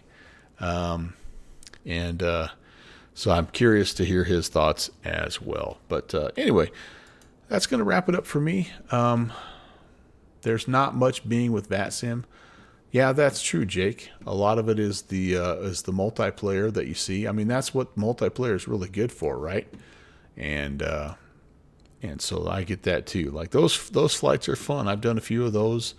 Sim Caesar has his group flights, and Planet Neutral has his stuff, and like those are cool. I like those, but like there's a lot of those, right? And so anyway, yeah. So we'll be in touch, Slanty, and I'm obviously gonna if Downwind Sim, if you watch this back later on, like obviously I'm gonna also reach out to you, because like it's kind of your baby now. You're the one that kept it alive for the last 6 months, and so if you'd rather it just stay the way we had it, or if you're like thinking it's good just to kind of let it be done, then I'm okay with that too. And we can do something different. You know, I'm pretty flexible, I guess is what I'm saying. So anyway, all right, guys, I am going to wrap it up.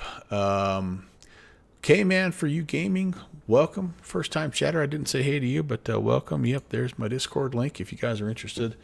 Coming over, hanging out, and maybe learning some more about this goofy idea here. But I think what we ought to probably do is just kind of wrap things up and call it a night. I do have to work tomorrow. Still sounds weird saying that. Thanks for watching my papa.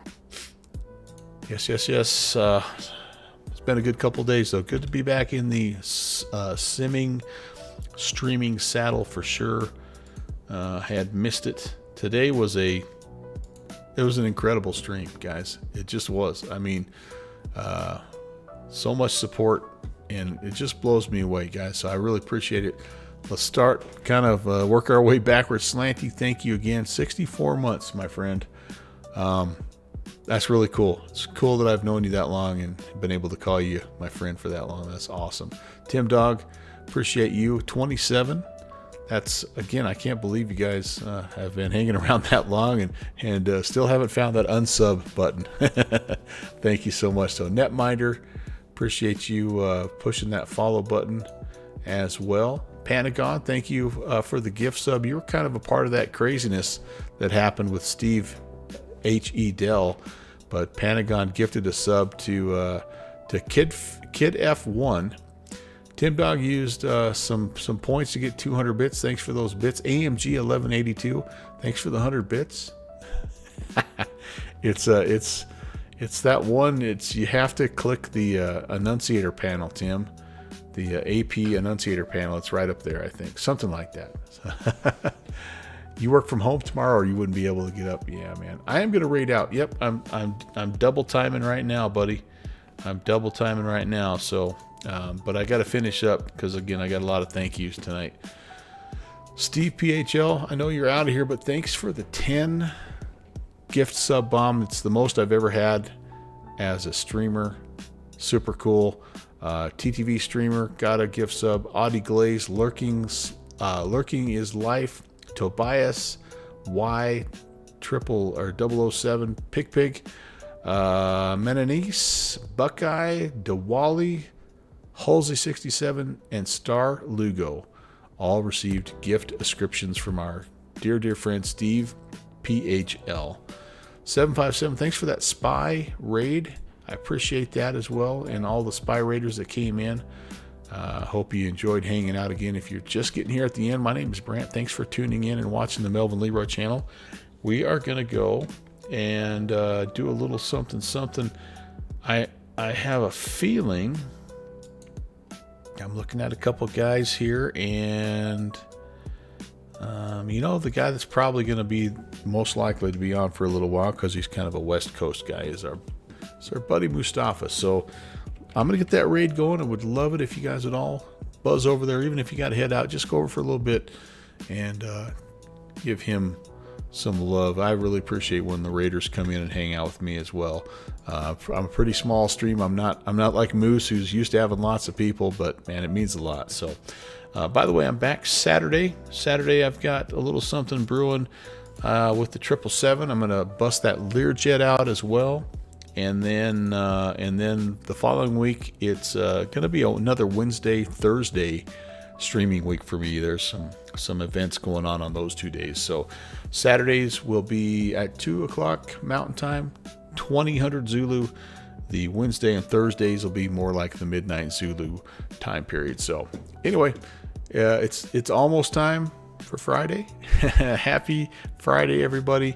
Have a good rest of your week and good weekend. Can't wait to fly with you again on Saturday. And we'll see you over on Moose's channel. Take care.